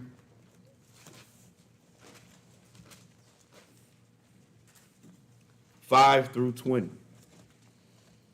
1 Corinthians chapter 3, 5 through 20. When you get there, go ahead and read. Verse 5. Yep. Who then is Paul, and who is Apollos, but ministers by whom ye believe? Yeah, who is Brother Elijah? Who is Bowie? They ministers by which whom we believe. They ain't nobody special. They just ministers by whom that brought it. Who is Jediah? I'm just a minister, a servant. That's what a minister means. To whom which you heard, you believe. Go ahead. Even as the Lord gave to every man. Yep. I have planted. That's Paul talking. He said, I planted. Then somebody else came and did more work. Go ahead. Apollos watered. Yeah. But God gave the increase. Go ahead. So then neither is he that planteth anything, yes, neither he that watereth, but yes, God that giveth the increase. Right. Now he that planteth and he that watereth are one. Yeah. And every man shall receive his own reward according to his own labor. Go ahead. For we are laborers together with God. Ye are God's husbandry. Ye are God's building. Mm-hmm. According to the grace of God which is given unto me, as a wise master builder, I have laid the foundation, and another buildeth thereon. But let every man take heed how he buildeth thereupon. So that's what he's telling you. Everybody got to take heed how you build upon the foundation that you got. What's in you. Take heed how you build upon it. Go ahead. For other foundation can no man lay for other foundation can no man lay than that is laying, which is Jesus Christ. Go ahead. Now, if any man build upon this foundation gold, silver, precious stones, wood, hay, stubble, yeah, every man's work shall be made manifest, for the day shall declare it, because it shall be revealed by fire, and the fire shall try every man's work of what sort it is. Right, so he said you can't fake the wisdom. Everybody gonna get tried. You can't buy the wisdom. We're gonna put it to the fire. Money gonna burn. Keep reading. If any man's work abide which have built thereupon, he shall receive a reward. Yeah. If any man's work shall be burned, he shall suffer loss. Yes. But he himself shall be saved, yet so as by fire. Go ahead. Know ye not that ye are the temple of God, and that the Spirit of God dwelleth in you? Keep going. If any man defile the temple of a God, he shall God destroy, for the temple of God is holy, which temple ye are. Go ahead. Let no man deceive himself. If any man among you seemeth to be wise in this world, let him become a fool that he may be wise. Go ahead. For the wisdom of this world is foolishness with God. For it is written, he taketh the wise in their own craftiness. Yep. And again, the Lord knoweth the thoughts of the wise, that they are vain. Right, he talking about, in this case, when you wise with man's wisdom. Or better yet, just wise with your ways. These ain't the ways of God. So you got to start examining your wisdom and see, is it in Proverbs like that? Is it in James, Matthew, Mark? Is it in the law like that? Because remember, we started off, the commandments is your wisdom before the sight of all men. Let's go to Jeremiah chapter 9. We're almost done with it. We got two more after this. Jeremiah 9. Jeremiah chapter 9. We got a couple of verses here. Jeremiah chapter 9. Verse 22 through 26. Jeremiah 9, 22 through 26. When you get there, go ahead and read. Speak, thus saith the Lord, even the carcasses of men shall fall as dung upon the open field, and as a handful after the harvestmen, and none shall gather them. Go ahead. Thus saith the Lord, let not the wise man glory in his wisdom. Right, so notice what he's saying. Don't you glory in your wisdom. Go ahead. Neither let the mighty man glory in his might. Exactly. Go ahead. Let not the rich man glory in his riches. But let him that glorieth glory in this, that he understandeth and knoweth me, that I am the Lord which exercise loving kindness, judgment. So look what he said. He's saying, but let him that glorieth in this, that he understand and know me. That's what your glory should be. You should be thanking God that you know the Lord, that I am the Lord which exercise loving kindness, judgment. He like, I'm the Lord, I exercise wisdom. That's what he's telling you. Judgment, loving kindness, righteousness in the earth. For in these things I delight, saith the Lord. Go ahead. Behold, the days come, saith the Lord, that I will punish all them which are circumcised. That's good. Okay. We really want to stop at 24. Okay. Now I know. 24. All right, let's go to Proverbs chapter 13. Chapter 13, verse 14. Oh, Lord, don't you glory in your wisdom. Don't glory in your strength. Don't glory in your might. You glory that you understand and know the Lord. That's it. Just in case you get real wise. You know what I'm saying? Because somebody's going to be real wise out this world. You know what I mean? Somebody's going to be like really the seat of that counsel. Everything that's going to come out their mouth is going to be nothing but wisdom. But that person needs to understand that I just need to give all glory to God. That's what you got to do. Proverbs chapter 13. One verse here, 14. Watch this verse. Go ahead. The law of the wise is a fountain of life, to depart from the snares of death. That's good. Let's go to 1 Chronicles. This will be our last one. 1 Chronicles chapter 22, 11 through 13. 1 Chronicles chapter 22, verse 11 through 13.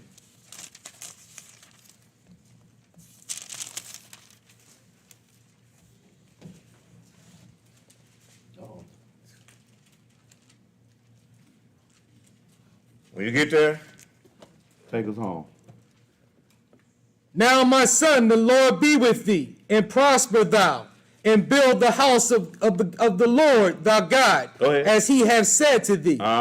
Only the Lord give thee wisdom and understanding, and give thee charge concerning Israel, that thou mayest keep the law of the Lord thy God. You see where we're getting at. Like at the end of the day, if you to get this wisdom, it still take you all the way back to keeping the law of the Lord thy God. That's what this, if that wisdom don't have you doing that, then this wisdom don't come from God. You've been mistaken. And now you operating with a devilish spirit, and I don't know where that's going to take you. Repent of that. It's probably what you should do. Go ahead. Then shalt thou prosper if thou takest heed to fully to fulfill the statutes and judgments which the Lord charged Moses with concerning Israel. Be strong and of good courage. Dread not, nor be dismayed. So, brothers and sisters, with that being said, I hope we learned something today from the wisdom of God, and I thank you for your time.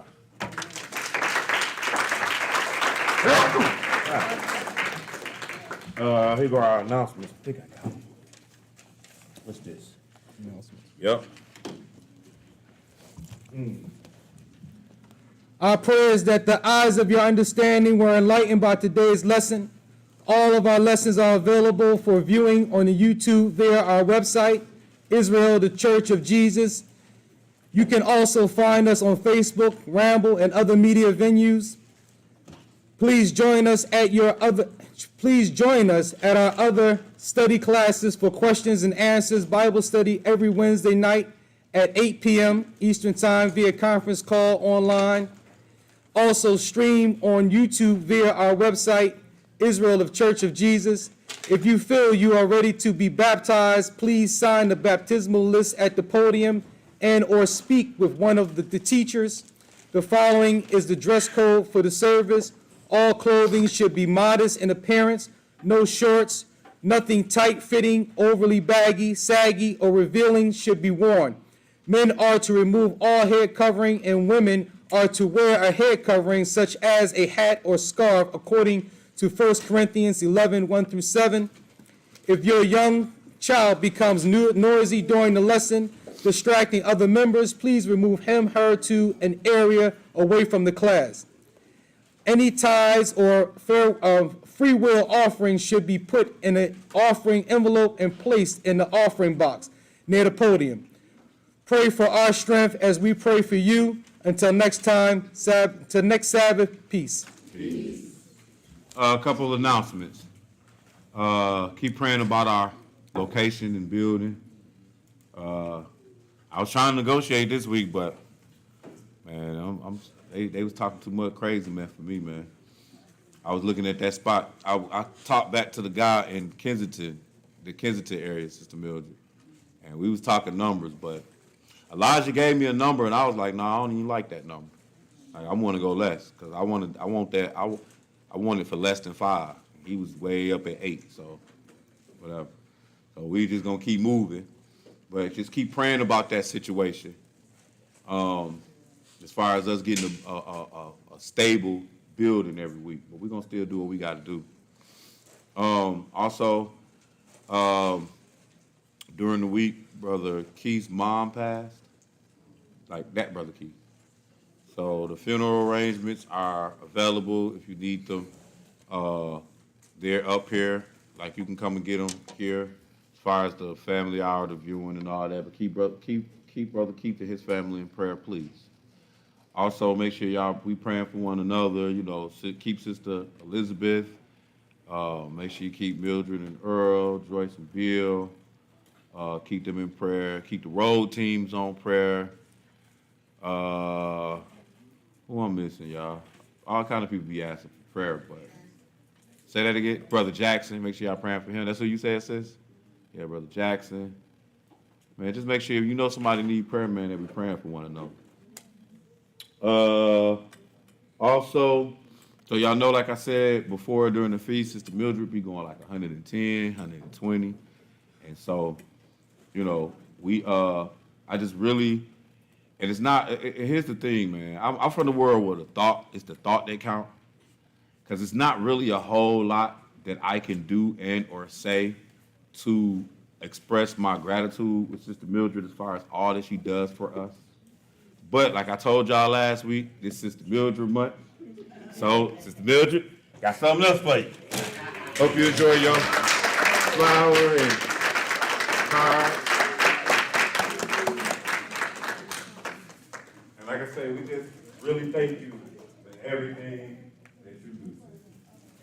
Yeah, right well.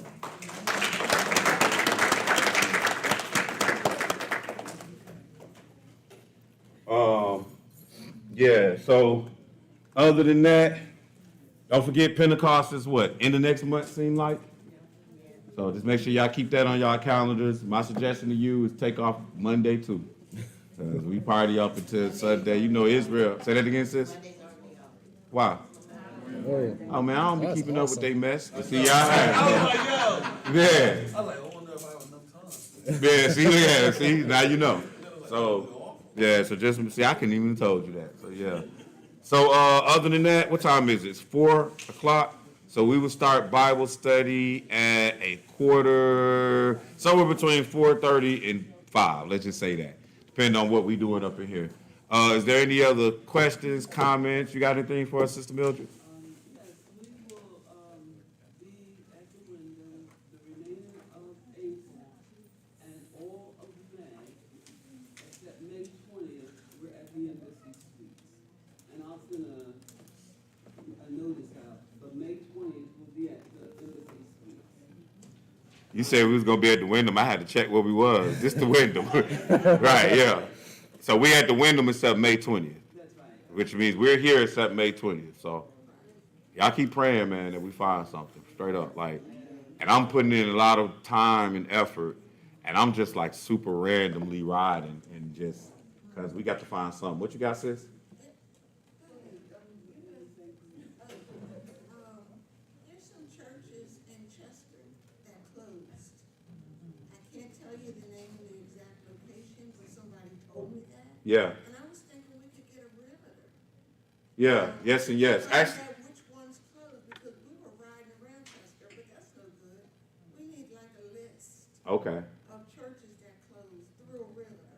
All right, I got you. Then that's what we're gonna have to do. Actually, James, wasn't that me and you having that conversation? Or Yeah. was that me and somebody else? That was me, yeah. Yeah. So we're gonna work on that. And when I say we're gonna work on that, I mean if you find one, I don't care. I don't care. You know what I mean? But if you find one, let me know. But yeah, we're gonna work on that from that level too. Because as a matter of fact, I probably will leave here today and ride through Chester. Because what I've been doing is getting the addresses of the spots. And really, I've been sending them back to Elijah just based off the fact that he does, that's his profession by trade. So I just be sending them back to him. Whatever addresses I see, here's what I be looking at. Number one, does it have parking? Number two, does it have a roof? Those are that's the main two things I be looking at. I don't even care where you're located. I need parking and I gotta have a roof. So yeah, and I was talking to James, we was talking about that, so I think we kind of working on that, but if you get something going, well, you get a realtor, then just let me know, and yes, the thing about churches is we would demo it, you know what I mean, like all evidence of Trinity, because that's pretty much what you see in the church, any evidence of Trinity. Look here, I'm so ghetto. If we got 3 doors, we gonna turn it into 2. Man, look here, man. I know why it's 3 doors in most churches. Like that's like I know that it's 1, 2, 3, but really they on some Trinity stuff. Like I don't want no rim. No, I don't want nothing. 0. If we gotta bust out windows and put up plastic bags, we ain't doing it. That you know what I mean? Go ahead, sis. Well, if you're going to Chester today, Yeah. go out here and go down 291 Right. Talking about the street that we already on. Mm-hmm. That's what I was gonna do. and follow that out. And we saw about 3 that looked like they were closed down. Okay. Well, after Bible study, when I leave here, as opposed to going directly home, I'm just gonna shoot down because I know where we are. Like we ain't that far from Chester, so I'm just gonna shoot down into Chester, ride around. We did it a couple times. We did it with Brother Paul, in fact. But I'm gonna go back and revisit even some of those locations, like the one we went to the last time we was in Chester. I'm gonna go back over there. That one spot that me and Paul had looked at, I think that's a Spanish church. I think somebody checked on it for me. But so I'm trying for us. It might be Spanish, but it looks like it's closed. I know, right? I know. Yep. So I'm gonna stay on the grind, y'all. And like I say, anybody come up with anything next, just let me know.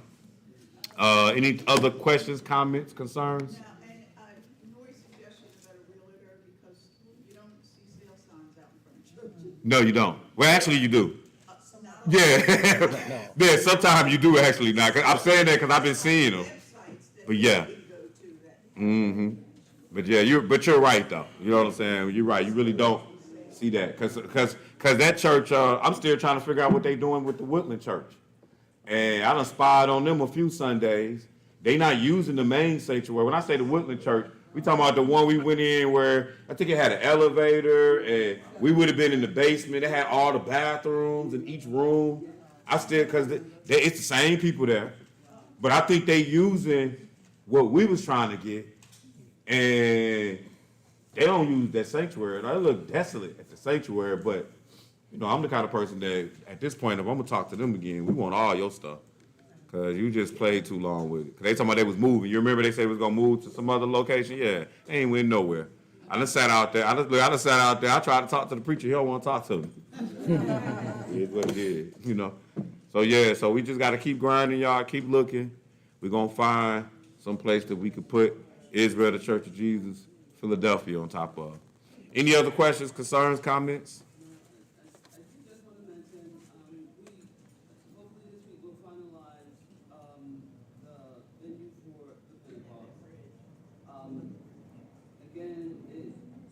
be from 6 a.m. to 2 a.m. So we won't have to leave early, but, you know, we'll have to find some, I'm sure I won't stay that long. So we'll have to find somebody to, you know, put the key in the box, but I'll talk about that Yeah. later. Yeah, no doubt. He told you y'all need that Monday off. We got the building to, what you said, 2? Oh, yeah. 2030 Grant Avenue. in the Okay. Northeast. Got you. 2030 Grant Avenue Northeast. All right, that's what's up. Anything else, you guys? All right, well, then we can go ahead, stand, face Jerusalem, and call it a day.